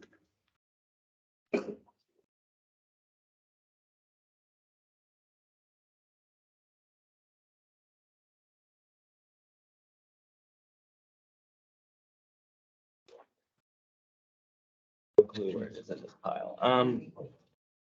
Maybe somebody can bring me an extra copy you got in front of your face. I can look at this, but I can't find You gotta think like a here and get a 3-ring it. binder. Well, yeah, I know. Why do you guys get binders? I never get binders. I asked for it. I don't get, oh, wait a minute. Okay, I There it is. I put it to the side. I'm so sorry, but I never get binders. Okay. Well, you're not an engineer, that's all. Exactly. Harold. All right, hold on. So 91, right? 91. Okay. Now, if you're still looking at this one, well, even the page before, you've got. So sorry, you guys, if I'm offending you, but I'm just asking questions. Your job. That's what I'm trying to do, and I hear you talking on the side. I'm so sorry, but we were How talking. about you? Let me ask a question. So just so I know, so classification and compensation, I know we talked to general manager. Was this something that we determined we legally had to do or not? I did speak to different counsel on that, and while it's not required, it is important from a liability standpoint to ensure that you're fairly compensating your employees, not only, from a measurement of like within the same positions or classes of individuals. So if you have a group of managers or if you have, a group of staff, that they are all there. So is it required? No. Is it a best practice and a smart decision to do? Certainly. Could we do it in-house? Possibly. But Question. we've always had it done externally. The So question on page 91, where is that listed in the line item? it's not I listed don't on see it. page one. It would be in the HR department, and that is under page 94. And it's in the top line item there that you see as consultants. Okay, so how much does a classification and compensation We have it budgeted around $40,000. 40? Okay, got it. But see, it took all this to figure out how much it was. And what about succession planning? What exactly, like when you financially assess succession planning, what's the number you put on that? So let me just say, all the sort of HR efforts were sort of all grouped together. So the DEIA, the succession planning, class and comp, all of that was at a price point of 165,000. 165,000, but that was, All three of those efforts. and that was doing it as one group, or was that doing it It was just, piecemeal? it was probably going to be piecemeal, but it was going to be, but again, from a budgetary standpoint, we put them as one line item. And exactly does implementing a more robust DEIA program entail? Certainly, I know you had your DEIA workshop, and the that being there was that DEIA should be in everything that we do. So how are we doing that from a hiring standpoint, from a procurement standpoint, from a workforce development standpoint? Again, I don't recall a specific date of that workshop earlier this year, but that was the efforts that was discussed there. Some of the discussions around there, we did look at your peer agencies and looked at what, was done, let's say, for instance, at WRD. They had a very specific effort there that they spent there. I don't know if that's the right price point, but again, without sort of a more defined scope of everything we do, we had made an assumption as to price there. And so it's probably the more expensive item, if you will, within that list. So does that mean hiring a consultant to come in and try and look at everything? I mean, I don't understand what it actually means, implementing a more robust DEIA program for our small agencies. So Well, look, if I may. Go ahead. So in our DEIA workshop, we talked about 4 key areas of the department that I think we need to focus on. Number one is our internal workforce. And certainly we're proud about the diversity of our workforce as it stands today. But there's other elements of DEIA as it relates to our internal workforce. Second piece is our external outsourcing. And so we have our suppliers, our consultants, our, contract operators, our constructors, and having programs around DEI for that element. The third is the services that we actually deliver to the community. And so we certainly deliver a lot. And looking at the metrics in terms of how broadly are we covering our district and is it equitable across the district? What services do we deliver in a sense? I know we're buying and selling water, obviously, from that. And we have our recycled water. And we do have our community outreach. What is that? What does that mean to add the DEIA component to what you just said, the community services part? So you're hitting the nail right on the head when it comes to the community outreach. Okay. We've talked a lot about grass replacement and incentive programs and making sure that what we're doing is broad and equitable across our service territory. And so maybe that sounds like a generic statement. We don't have any analysis to say, yes, we are very equitable across our service territory. But what I will say is, I think the board was very intentional at designing the, I believe it was the Grass Replacement Plus program to make sure that targeted zip codes are able to have additional incentive and additional design assistance to help them envision. And so that's a form of enhancing the equitableness of our incentive program. And so the idea would be to make sure that when we look at all of our services, that we're continuing to enhance and ensure that all of those services are equitable. Very good. Thank you. The last element is pipeline development, the future water workforce, and I know that's near and dear to your heart, Director Houston. And in the DEI workshop, we certainly talked about a lot of ideas around that in terms of career fairs, using our project labor agreements to target, underrepresented communities, having other forms of making sure that we're bringing in the future water workforce that we could all look back and be proud of. And so the consultant support would help us strategize, formulate policies, make sure that our actions are intentional and best practice. Great. I know in our board retreat on Saturday, we said that we wanted to kind of keep things to a minimal. And so the budgets here may be a bit more of the robust kind of perspective that I originally envisioned. But certainly I heard differing views at the Saturday retreat. Right. And then really fast, and I'll open to my colleagues, but the strategic business plan, because I remember, and we did talk about the retreat, we really looked at a very much more Slim pared down. down Effort. person or whatever to help us look at this. I think you said 30,000. Something like that. So is that? I don't believe this reflects that downsized support. The numbers that we had here, keep in mind, these are the numbers that we originally presented to you on March 15th. Yeah. This input came out March 25th, and now we're here at April 12th. We're continuing to move along here. I can keep changing numbers for you, but then you're going to go, but that's not what you said last month.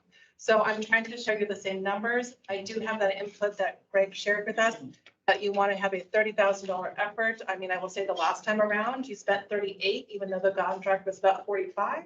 Okay. So so we can certainly curtail that number there, but it does, again, I think we're on a precipice of a great future for West Basin. And to get the input from our customers, from, stakeholders within our community, I Okay. think they're important. That's what the $150,000 amount was for that strategic planning effort. However, if you want to scale back down to 30, we can certainly do so. Well, I guess I'm kind of confused now too, because this is supposed to be a working budget and document process. And so we obviously gave feedback from a retreat that by this point probably should be incorporated. So it wasn't. But whether the number's 30 or 40 or 45, but that's what the board's talked about this. And so here we're getting something in front of us where that's not reflected. And And I That's a will problem. say, as a finance person, I will then be criticized. Will you change the number? How can I follow from last workshop to this workshop? So I understand what you're saying, and I'm happy to take back, whatever feedback that you have to change the number to reflect what it is that needs to be done. So if it's 30, if it's it's 50, I'm happy to take that. well, I guess I'm at loggerheads when I sit here too, because I'm like, well, if we had a meeting on one date and then the board had another meeting on another date. I would think by the third time we're having a meeting, and it is a public document, that we have the most recent numbers. I'm not here to argue, but I'm just saying, like, I'm kind of confused. Why would we keep the overarching number in place? Because here we are talking about it again, and then we're gonna talk about it again in the next budget cycle or meeting. So we do need to have some consensus. We understand. And my apologies, I had hoped to that, to share that was a number that was there, keep in mind, I need to submit this in a week and a half prior to that's there. So I had 2 days to make a change that I didn't necessarily have all the information to be able to make the change. Okay, got it. Mr. Okay. Chair, can I? Yes, Matt. Yeah, my perspective, thank you, Mr. Chair. This is a public meeting. Your document reflected whatever numbers were there when there was a discussion among the board. And I think it should be a discussion where we give you direction, even though we had a meeting, a retreat, and we met with the general manager. But I would rather give the direction, have the discussion for you to change it and bring it back rather than to get direction from the general manager without any discussion. I think the public has the right to know why these numbers are changing. So I have a little different perspective. I would rather see those numbers that were reflected when we met the last time and then have the discussion like we're having today and give the feedback so the public know why we're making a decision to change those. Transparency is very important so the public understands why we're doing it. So I see it a little bit differently. When is the next budget meeting? May 2nd, is it? May 3rd is our next workshop. We do have our customer agency workshop on May 2nd. So Okay, so the discussion that we're having today and the direction we're giving to the general manager, those numbers should reflect that. But They the will. public has heard today why we're asking staff to change those numbers. So I see it a little bit differently. And let me just add to that comment. That was our intention, was to receive all the feedback from the board so that on May 2nd, we would bring back what we think will be maybe a final budget that reflects the board's pleasure. So I think what you're saying is exactly the intent that we have.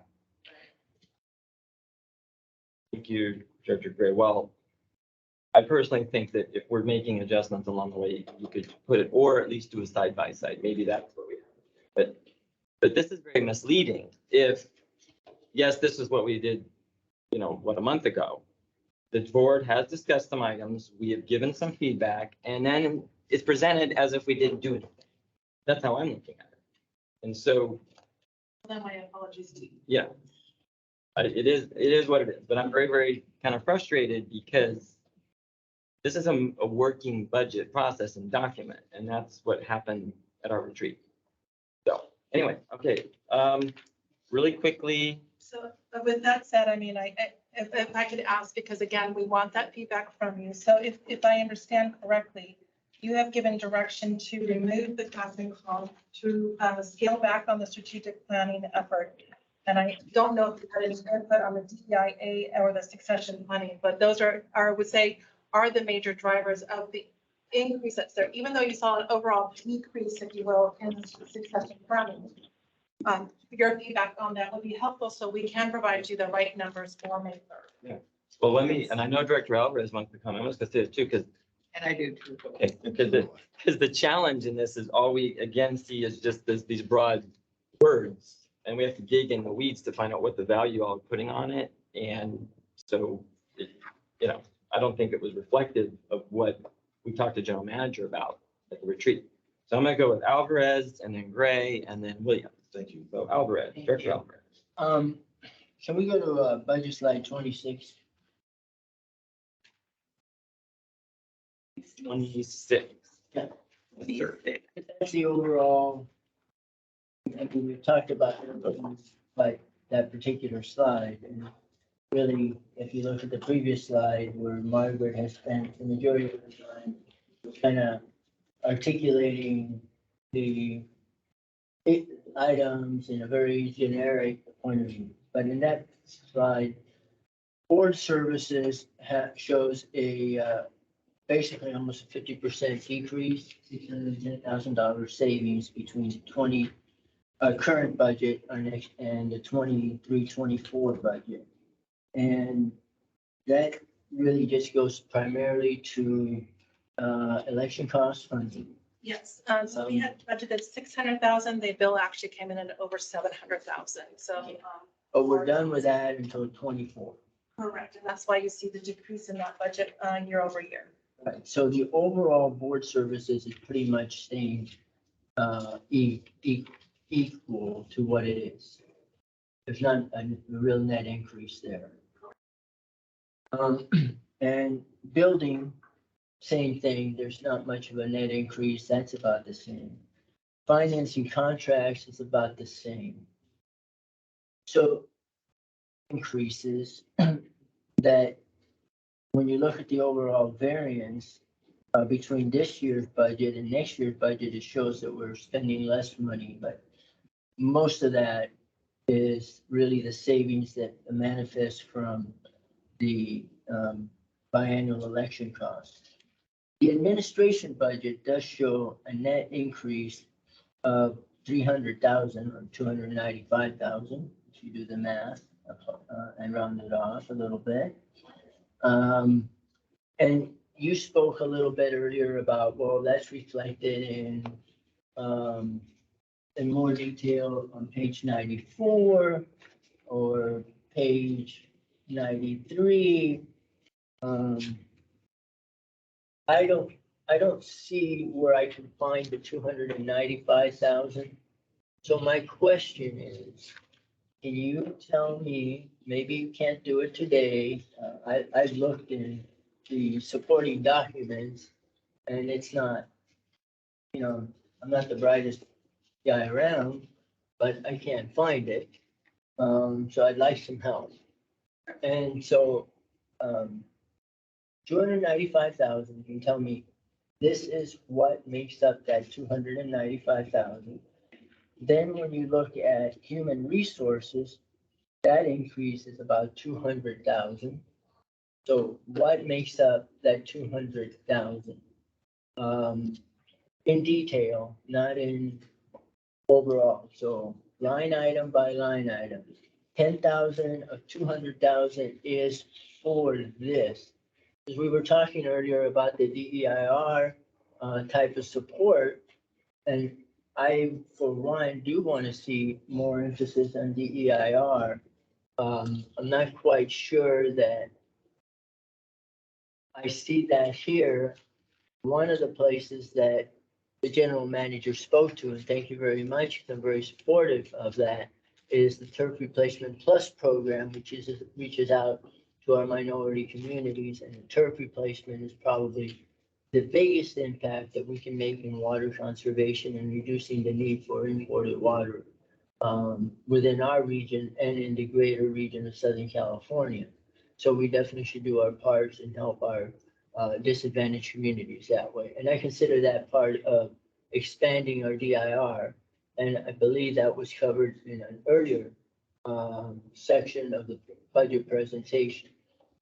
So when you talk about DEIR consultant, that's a very generic term, and I would like to know exactly what that means, what type of a consultant we're really hiring, what type of a company we're gonna hire, and what is the product outside of things like expanded turf replacement, which is a very good goal for us, and other outreach, but be very specific, because we talk about these things, they all sound good.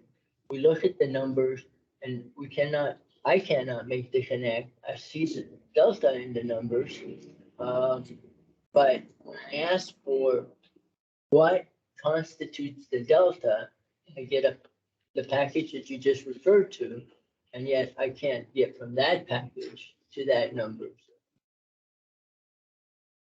Give me a little bit more detail, and probably can't be done today because the backup you're providing today doesn't do it.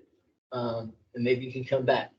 But I'd like to address what was also being addressed earlier. I want to focus more on the numbers.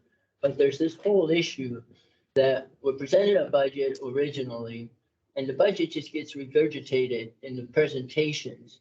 and we've indicated that we don't want to see certain things, and we've given specific direction as to programs that should be curtailed, removed, cut back. And that is part of this process, so that we don't keep just seeing the justification for the original budget. The next budget workshop is gonna be on May 3rd, and that's after you present the budget to our ratepayers. Okay, and so you're gonna be presenting a budget to them that will not have addressed a lot of the issues that we've brought forward. And then we're gonna look at that budget the day after it's already presented to them. And then we're gonna say, as I think we're saying today, there are some things here that we're not supporting, and they're not gonna see that. And we're gonna probably say there are more things on May 3rd that we're not supporting, and they will have seen a budget that doesn't reflect that. So in terms of transparency, we're not doing ourselves any favors by not trying to capture some of the direction that's been provided.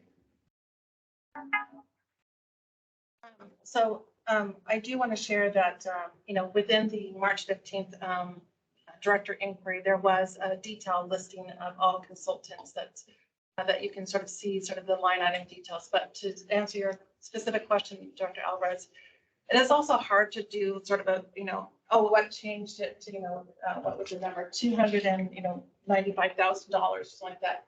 Well, some numbers go down, some numbers go up. And so what we will have to do is take you all the specific, more detailed information, and then line that up to there, because, like for instance, my audit fee will go up like $1,000 year over year, but that doesn't get it, but I added 50, that kind of thing. So we can certainly put that information together. And I understand your input there. It's just that, the board retreat was sort of in the middle of this process. I had wanted a much more, extensive process that's there. What I will recommend, based off of the feedback that we're getting today, is that perhaps we postpone our customer agency workshop until at least after May 3rd, so that we can actually get some additional feedback to you. We could do it maybe the following week, or 2 weeks or something like that, so that we have more time here. I know we were trying to achieve a May adoption, but again, if you are asking for more time to be able to make those decisions and incorporate those decisions, it's really hard to turn that around, as this is a Saturday workshop and I'm hearing about it on Tuesday, kind of thing. So, I'm doing my best, but we are limited on what we can do. And so I'm offering some suggestions as to perhaps how we can get. Can I interrupt? And I do know I have two colleagues that want to talk, but we hear you, Margaret. At the same time, meetings are happening, the calendar dictates what's happening. Things that were discussed at each meeting should be incorporated when they come back to us. And I think it was probably Director Alvarez probably said it better than me, because I think we're doing ourselves no favors when this budget keeps coming back to us and it is basically regurgitated. And really what it is, people are all trying to justify what we talked about, and we're making tweaks along the way, but they're not being implemented along the way. So that's that. But Director Gray had a comment, and then Director Williams. Director Gray. Yes, thank you. A couple of comments. Is this the normal process we followed every year in terms of what you're doing? I think so. Oh, Is sorry. this the normal process that Well, we go through every year? Every year, I will say each year it has gone a little bit more down into the weeds than we've had in the past. No, I mean in terms of reflecting whatever information. Yes, I mean, we, But this is and on we've the had process, some, yeah. a little more time in between to sort of build up. Last time I built up the budget. That's okay. I just want to ask, this is the normal process. You get feedback and you come back with the feedback. The customer workshop that's scheduled, I guess, before the May 3rd date or whatever, before it's presented to the board. That is just going to be the proposed budget information presented to the to the customers, right? Correct. I That mean, basically, I'm sorry, maybe I should look at him or you, but the idea is to provide them what we believe to be the draft budget as well. The as draft budget, right. rates. But with that said, there are impacts that are here. Now, keep in mind, we are at, even with what is suggested, and it's shown later in the presentation, we are at the bottom of our coverage. In fact, actually, just found out a few days ago that we actually have to be higher than what I had originally anticipated because of the fact that we have a state loan that requires us to have a 1.20 coverage, Right. not a 115. Yeah. And as a result of that, even the cuts that you make still may require you to have an increase. We just got preliminary numbers for the chemicals. That is going to drive your budget back up again. So, I mean, I'm trying to move as I appreciate that, here, Barbara. but it is, there are constant changes that are being I reported. know, it's a moving budget, and we all understand that, so the numbers do change, but what I was making, certainly the discussion in terms of some of the directions and information you've heard from the board certainly could be shared with the ratepayers, but if the board decides to move that meeting with the customer agencies after the adoption, maybe that makes sense, maybe President can ask the board members if that's what they want to do, based on the concern or some of the things that Director Alvarez expressed. I mean, I'm supportive of that if that makes sense. But I just wanted to ask, I want to make sure staff is doing what they should do in terms of the process. And certainly I appreciate that you're listening and hearing the direction of the board, but I just don't want it to be misunderstood that you're not following the procedure. The other thing, just the three things I think you mentioned in one, I do recall is the DE&I perspective. And I know the general manager just gave a summary of what we discussed and what was agreed upon. And so I was very pleased that the board was very intentional in supporting DE&I. So I would hope that the board will continue with that thought, because I think it's very important, not only to this agency, but to the entire industry, because the focus D&I is something that has not happened in the water industry, and certain agency, and I know this is a small one, they do have D&I consultants, a D&I person that's on their staff. And certainly I support a consultant coming in and helping us shape a program that really reflect not just diversity in the numbers, but the services that we provide, as well as the workforce. And I know Director Houston has said that's an interest. And so I do think we need someone to come in here and tell us how to do it, because we've never done it before. And I think it's too important just to assume that we can do that without some expertise. So I do support whatever numbers that should reflect that. Certainly we're conscious of the cost, because it is ratepayers who will borne the cost. And the other two items you mentioned, what are the two other items you mentioned that you got direction from the board for the other two? I understand that the strategic planning effort to reduce that down to 30,000. Right, and we did agree that. So we can certainly, that would reduce the budget 120,000, and then to remove the class and comp, which was budgeted at 40,000, so that would reduce another 40,000. And that was the comp study? Class and comp. Yeah, and isn't that something that automatically we have to do as part of HR? It is a best practice, and it's highly advisable in speaking with new district council to do that, to ensure that you are having a rate structure that is appropriate and not subject to challenge, if you will. So When was the last time we did this? they're typically done every 5 years. My understanding is the last time we did it, I think we brought it to the board in 2017. That was okay. 2019, sorry, 2019. All right, well, if the attorney is saying, you're saying that the attorney is advising us to do that based on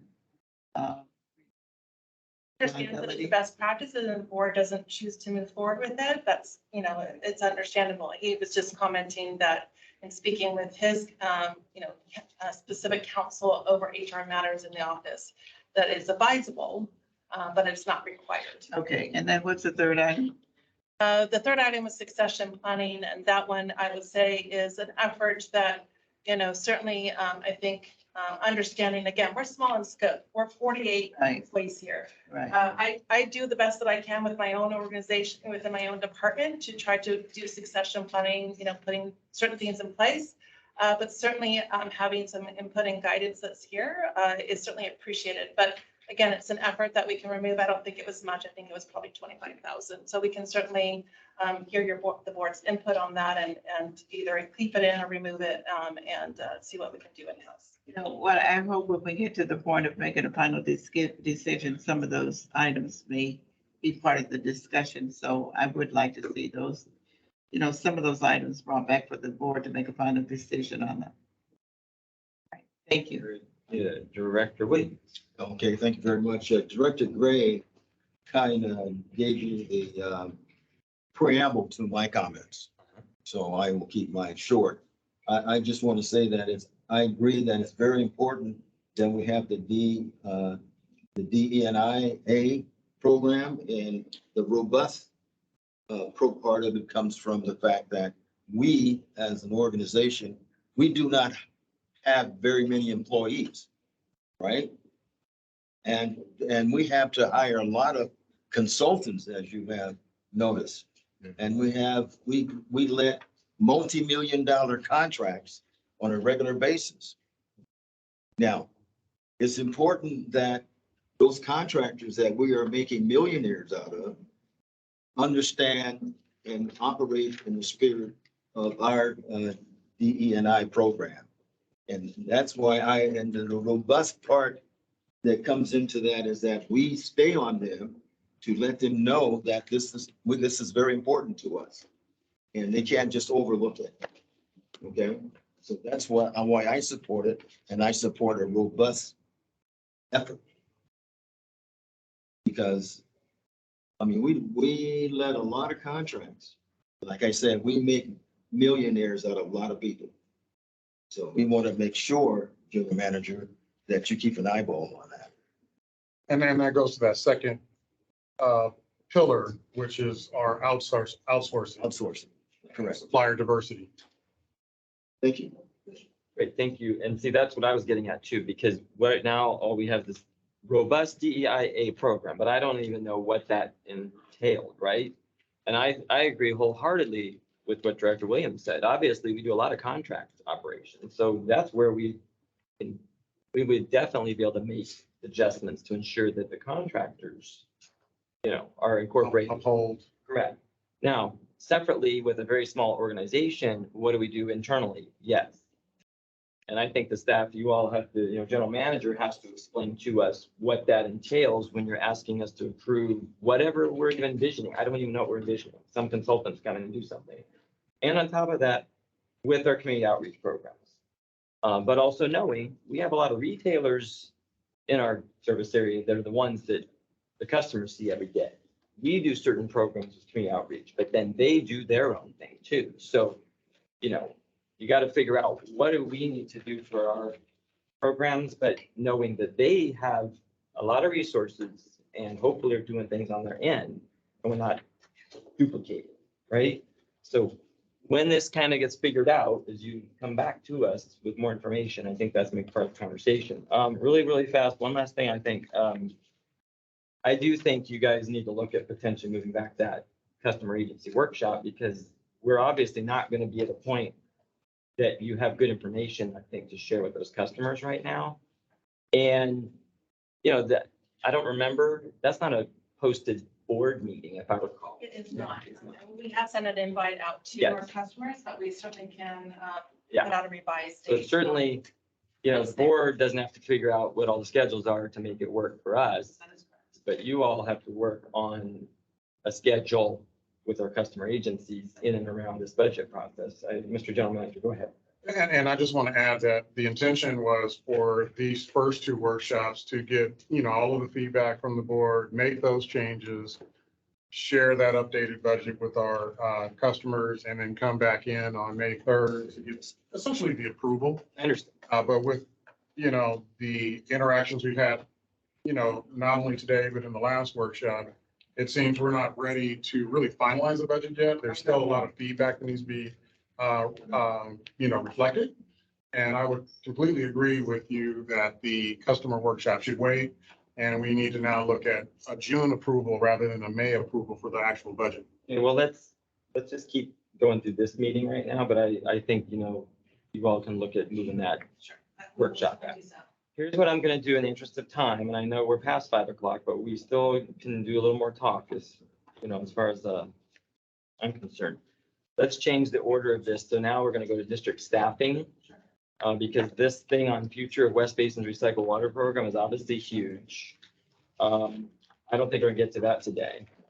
But the staffing issue, we can look at that, which comes into play in all of these other discussions we've had thus far. So if you would move to that section, Margaret. Certainly, and I know there was some input given at the board retreat, but Didn't know or you didn't know? I understand that there was, specifically, I just understand that there was a consideration, do we need to add staff?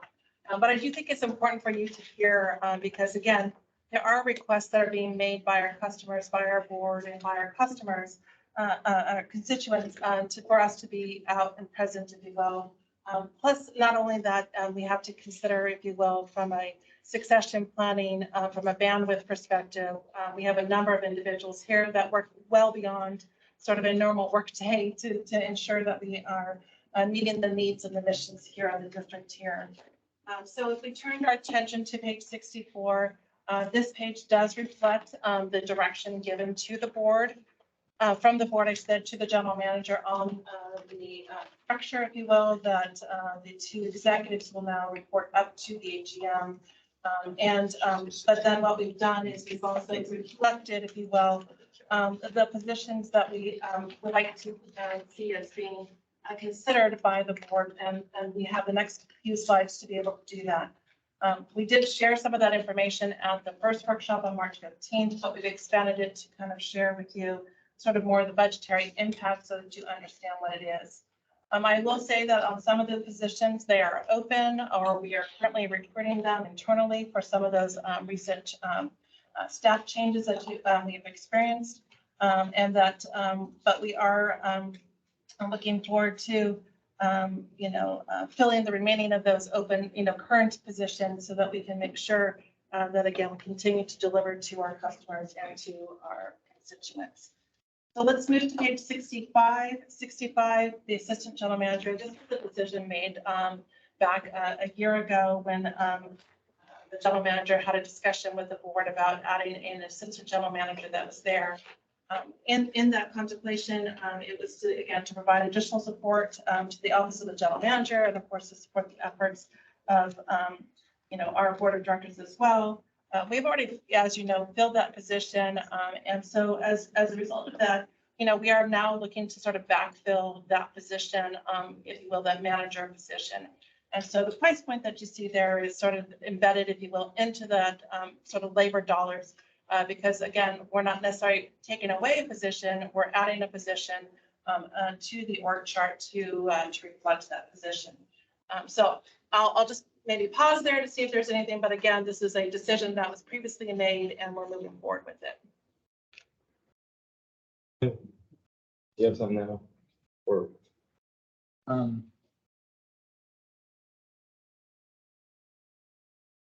Director Alpha.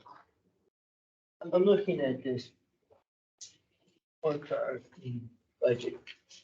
So we're showing 58 positions.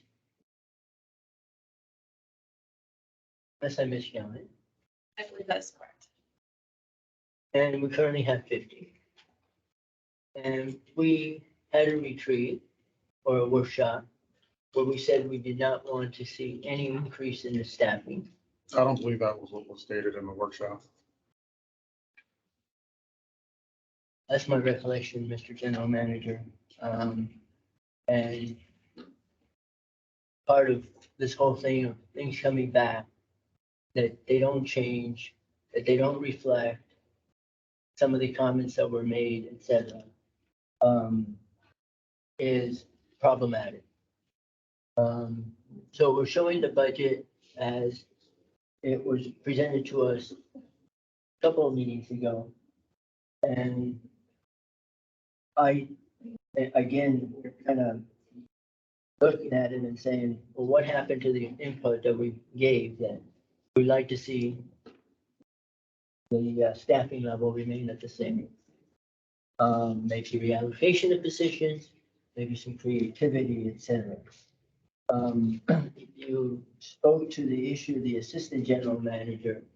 My recollection, and I know my intent, in supporting the assistant general manager was that it would not generate a net new position to backfill that, but that there would be just some reorganization without adding a net new position. That was my intent at the time. I think that was the understanding that we had.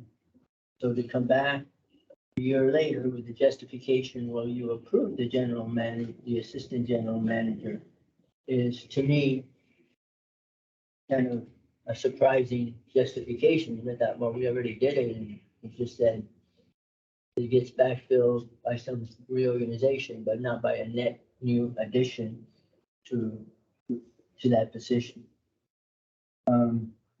That's kind of my generic comments. Again, it goes back to the issue that we keep seeing the same budget as originally developed without reflections of some of the directions. And it may be that you see sections in the budget that we may come back and say, well, you know, we said remove this, now we may want to add that. That's part of that dynamic living process that we need to go through.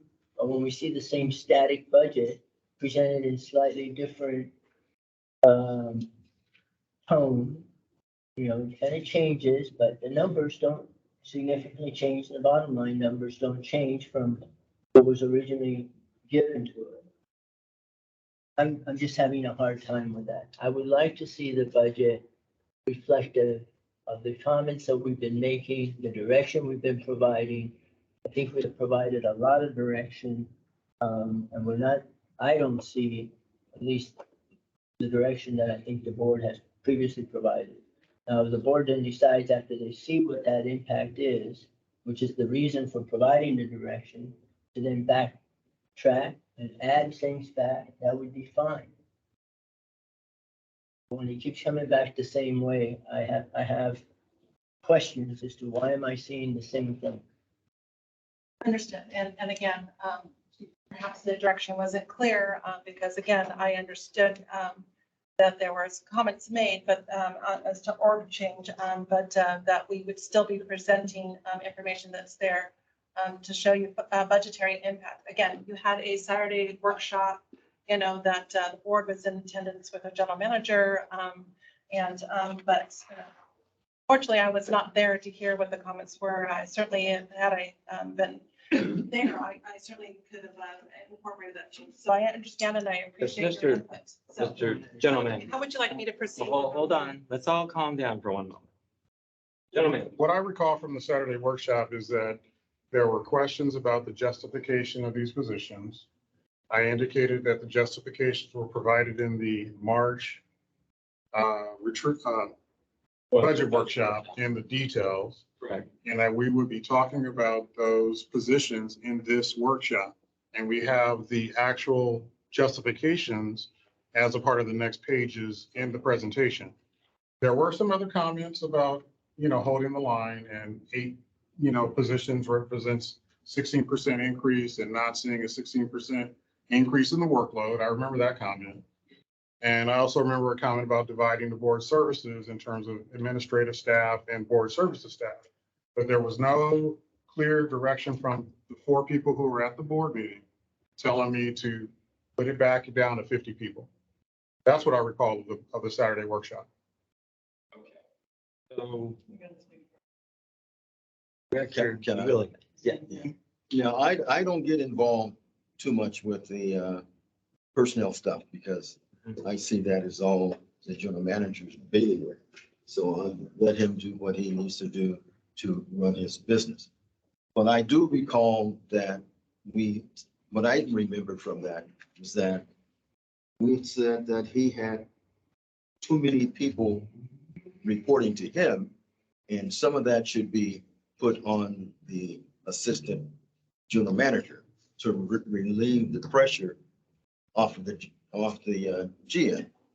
That's what I remember. I don't remember adding anybody, but just moving people around to make it more efficient for the general manager. So that's what I recall.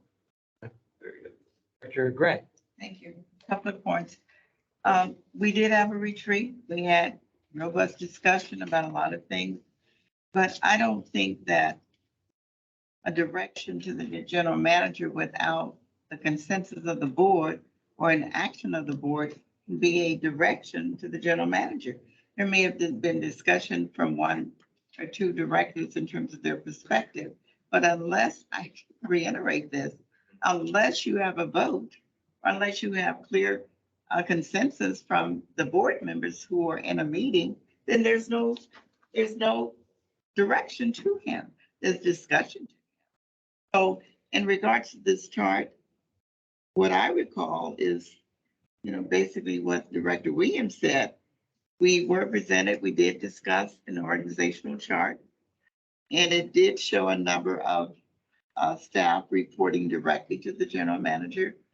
We had a discussion. I think it was clearly the consensus of the board in regards to you need to present a chart that gives the responsibility of the assistant general manager, giving that person responsibility over your organization so that there are not so many members or employees reporting to general manager.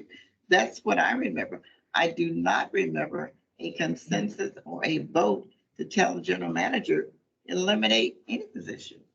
So what I'm looking at now, of course, I have some questions about just some of the positions, but not based on the direction we gave the GM. Okay, great. 1 second. So I think everything is, the way it's been said is accurate. We did, of course, talk about the way this was structured. And I believe the general manager's already made the change with the way the AGM reports to him and who reports to AGM. The general manager answers to the board of directors. Obviously, we have to be very cautious in how we articulate positions or no positions, et cetera, et cetera. And we were very cautious with that, and our legal counsel was present, and some members of the public were present.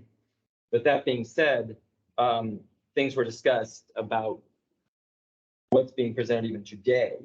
And quite frankly, same story is that the general manager, it is on him, in this case him, to make decisions based on the feedback as well as the nature of the agency. And so we know we've got a lot of costs going up. We know we have all these other things. And then you're telling us too about our debt coverage level that we got to be cautious with. However, we're getting a chart before us that's seeking to add positions in multiple departments when the agency does need to look at belt tightening just amongst itself and how we're doing things. And so hence, if that's today's the day to have the conversation, then sure, because yes, general manager did tell us it was in the backups of the last budget presentation, and here we are here. And I know in here are all the pros and cons of these potential new positions or moving people around. For what it's worth, I do vaguely recall when we looked at having the AGM position created. I don't remember it being that we're going to backfill that position in that other department if that was the promotion that happened, but I guess that's beside the point. More importantly is I do have concerns with the number of potential new people that are being presented to add. I don't quite know how we justify all these new positions. So we can go through this I can try to go through it expeditiously thing just to share and with tell you. us why we need all these new people, but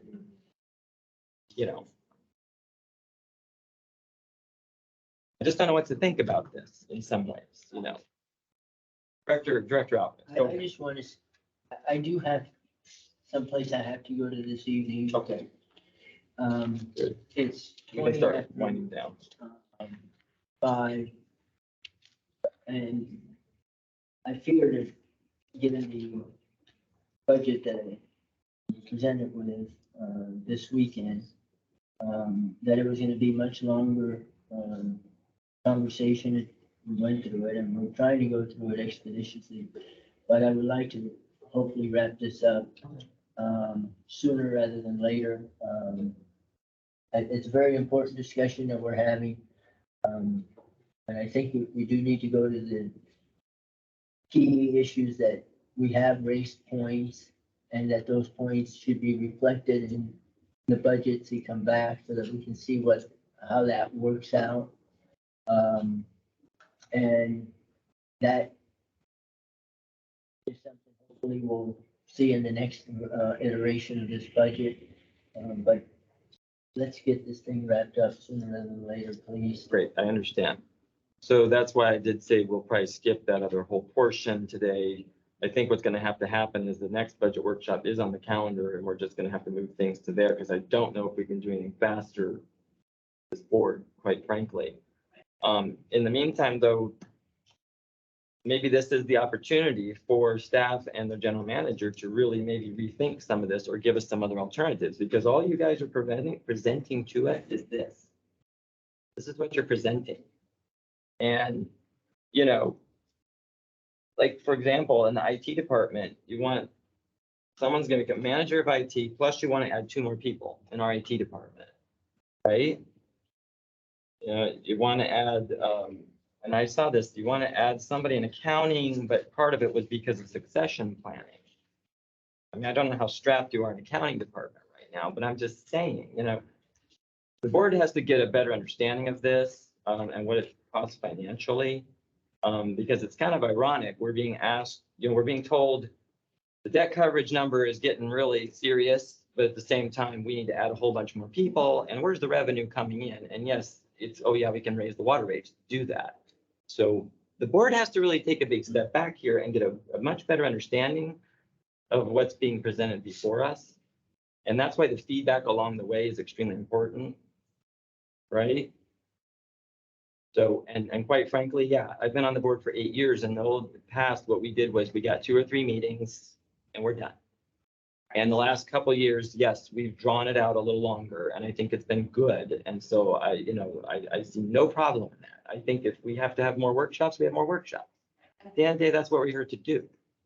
And we, originally came to you with like 5 workshops. We did 26 hours worth of workshops. Well, I understand, but remember, that was being very, very piecemeal, and that, I understand, we but- threw that. But we answered the questions that the board had as to what is in these particular budgets. And so again, we wanted to approach it in a way that's fair. We stepped back, we pivoted to show you at the high level what it looks like, and now we're getting into the detail. So I will take the direction from you on how you like to see moving a budget forward, because you need to know the details to know the overall, you need to know the overall so that you understand, what the fiscal impact is. I understand, it's a challenge. It's an enigma trying to figure out how to present a massive amount of detail to be able to do this. And you're right, it is a challenge to say, yes, I need 8 people, but we're telling you what it really costs to be able to do this district right. Let me ask a quick question, and I know we're wrapping up. Because, one of the things that was said at the beginning of this section was we have constituent requests, and I guess all these other people apparently were asking us for a lot of different things. And so, you all are bringing to us a justification of why we would potentially need more people to meet so many requests. Well, obviously, there's only so much we can do. And so, yes, we have to make some judgment calls and priorities here. And not everyone's going to always get what they want, right? So, but if it's presented to us that, well, a bunch of constituents and whomever these folks are, I don't know who they are, quite frankly, are asking, we're just going to throw together a budget that meets every need out there. Well, no, we have to make a strategic decision here. So I would like to see, quite honestly, if that's the what's being told to the board, well, maybe that should be included in some memo or something to us. Where are these folks asking we should be doing better? I don't know. Yeah, I mean, it's News to me. a community awareness of events that we go to, Uh-huh. and supportive, the director's, community awareness program. It is, conservation efforts, it's the education efforts, it's a variety of things. And certainly, I mean, yes, a majority of them are in the areas of, I will say as your overhead support. But, I will say just within finance, we have certain limitations about what people can do because of internal controls. We want to make sure that we're protecting the assets, if you will, for the district. And so I cannot have certain people do certain things. I can't have them write a check and then do the bank reconciliation. Right. And so we have limitations on what it is, and so they haven't been able to grow. And so what we would hope it to do is bring in a person at the entry level, if you will. So it gives the opportunity to my existing staff to take on higher level work, so they no longer are having to focus in on the busyness of work, as well as taking on higher level things. Because again, we're at a point where these two individuals are, at a retirement age that, certainly can do that. And we want to make sure that we're protecting the district, not just today, but into the future, making sure you have people there. So that's just one justification that's there, and that was what we would hope to accomplish there. There's a story that I can share on each one, but again, I know time is limited, and so we can certainly bring up this conversation at the next workshop. Thank you. And thank you, Margaret. And what I would also say, quite honestly, again, we have to work with the general manager. So we need to talk to him about concerns. I mean, we're obviously here. This is the way we have to do it in a public forum. You know this, right? We can't, the 5 of us or 4 of us go into the other room and make decisions behind closed doors. Brown Act doesn't let us do these things. So we have to have these discussions out here, but we do need to work with the general manager on understanding why these positions are all being proposed to us, et cetera, et cetera. And the feedback that's relegated, I believe, does need to be reflected as it comes back forward. So with that, are there any other questions or comments at this time on this budget process?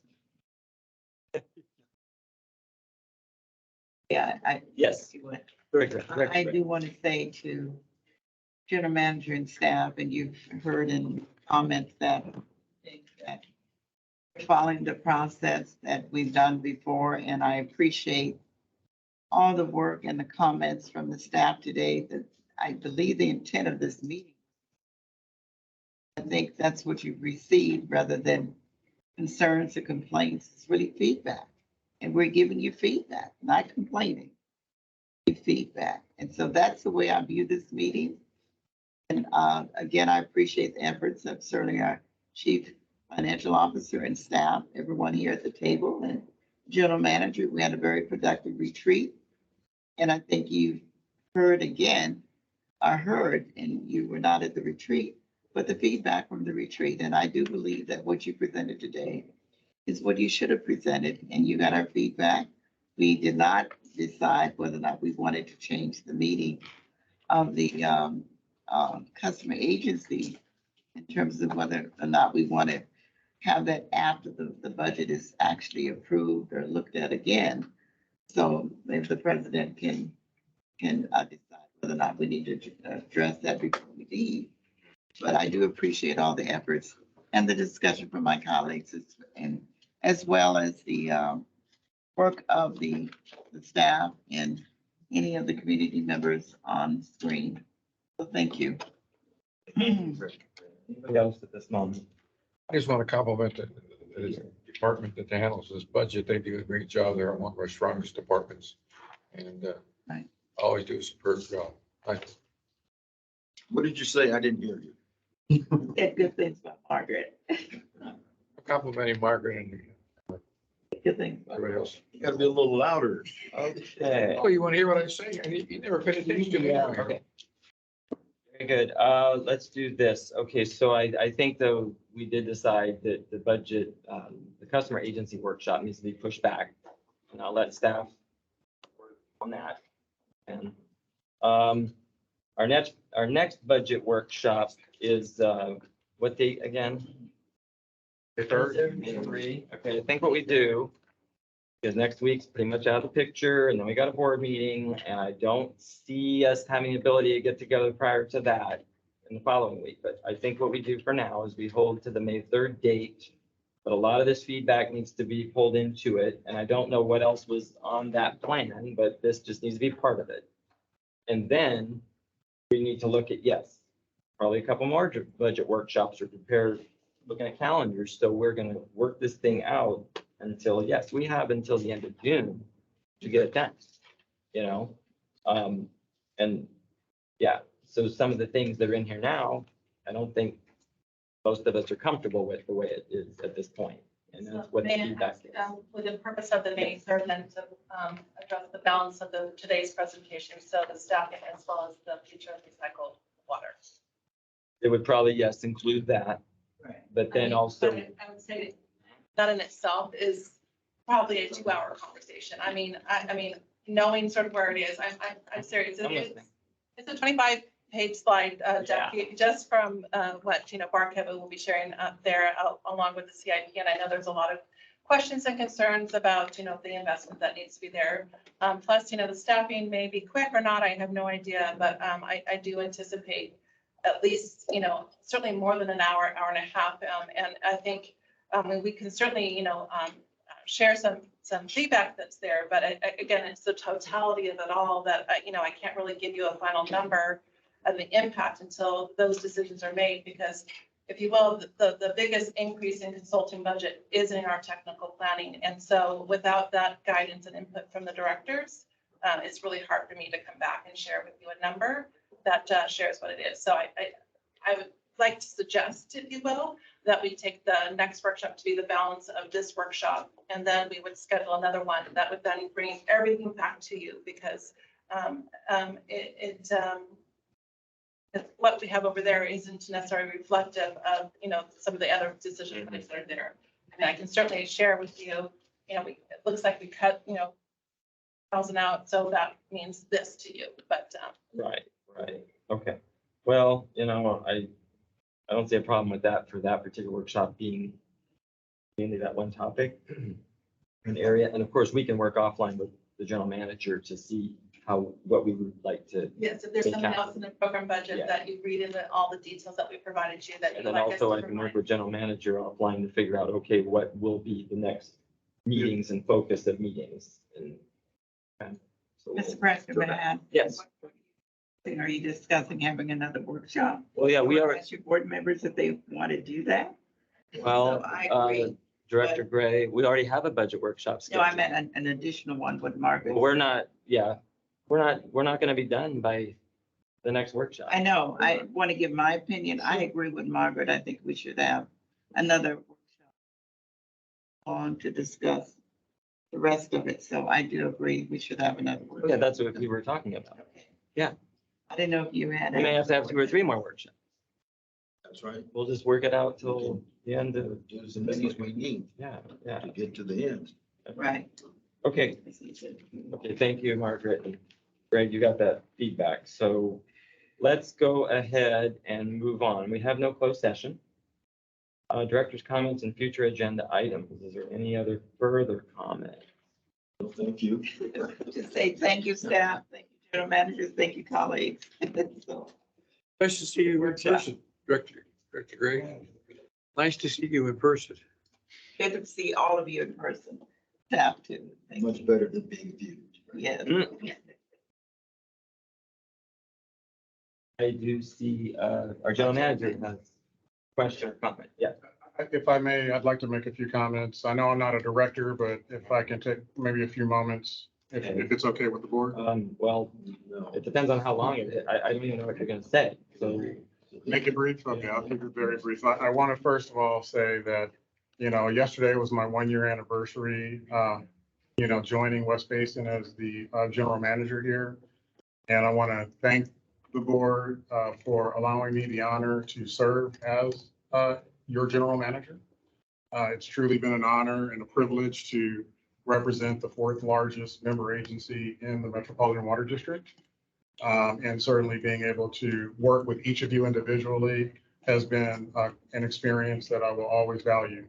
I also want to, say that, this 1 year working with my executive team, Margaret who's here, and Barkev, EJ, who happens to be enjoying some well-deserved vacation, has been wonderful. But all of the departments and everyone who's here right now has truly made this a noteworthy and wonderful experience, seeing their expertise, their dedication, and their ingenuity to get things done.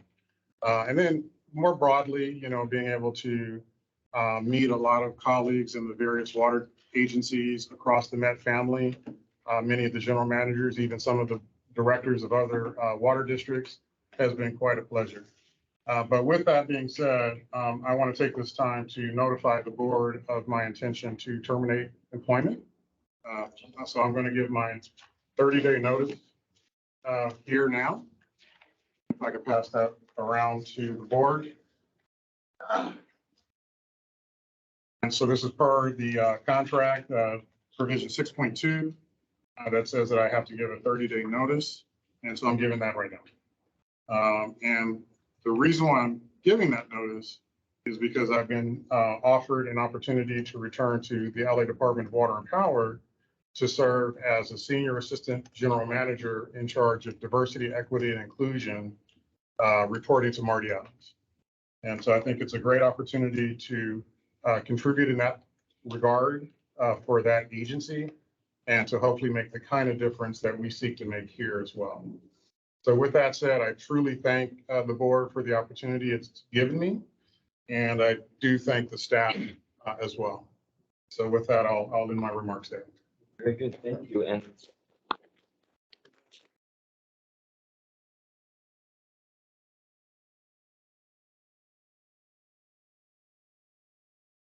provision, I'm certainly would be appreciative of that as well.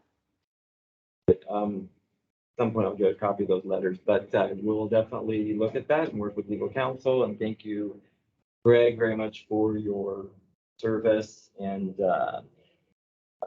congratulations on your new endeavor. And so with that, by the way, no matter how we work all this out, for planning of the next budget meeting, yes, I was gonna say to Greg, but whomever it will be, I would like to make sure as the president, I'm able to work on seeing the slide decks in advance and kind of know what's coming before us, because on this one, I didn't see anything until it was posted.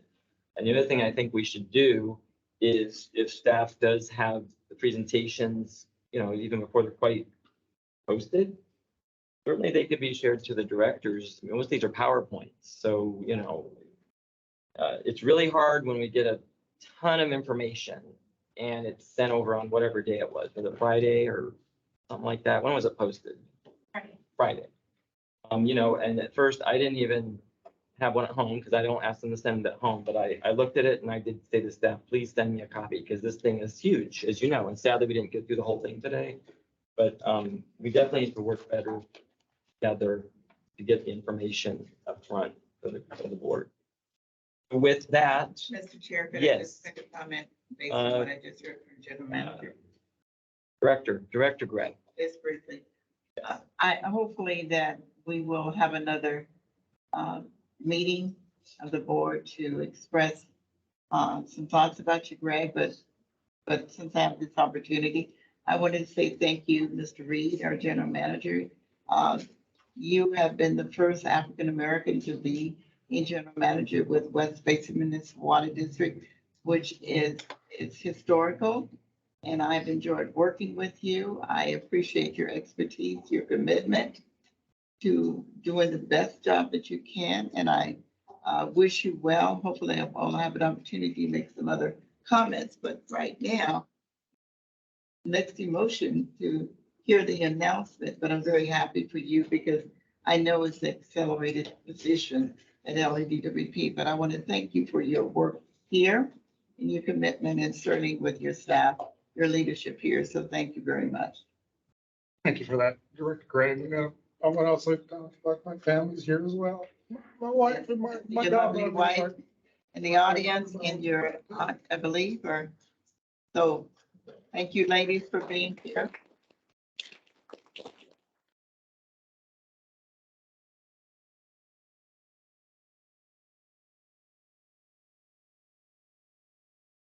Let's see, anybody else at this moment? I'm just, honestly, I'm shocked. Yeah. And unhappy.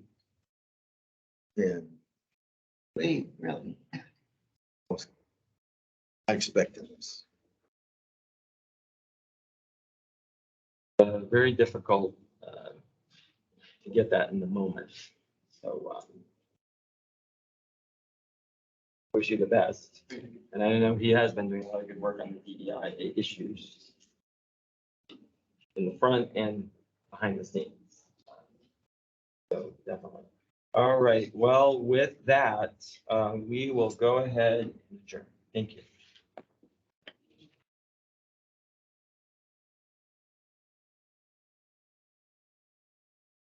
Mr. Director,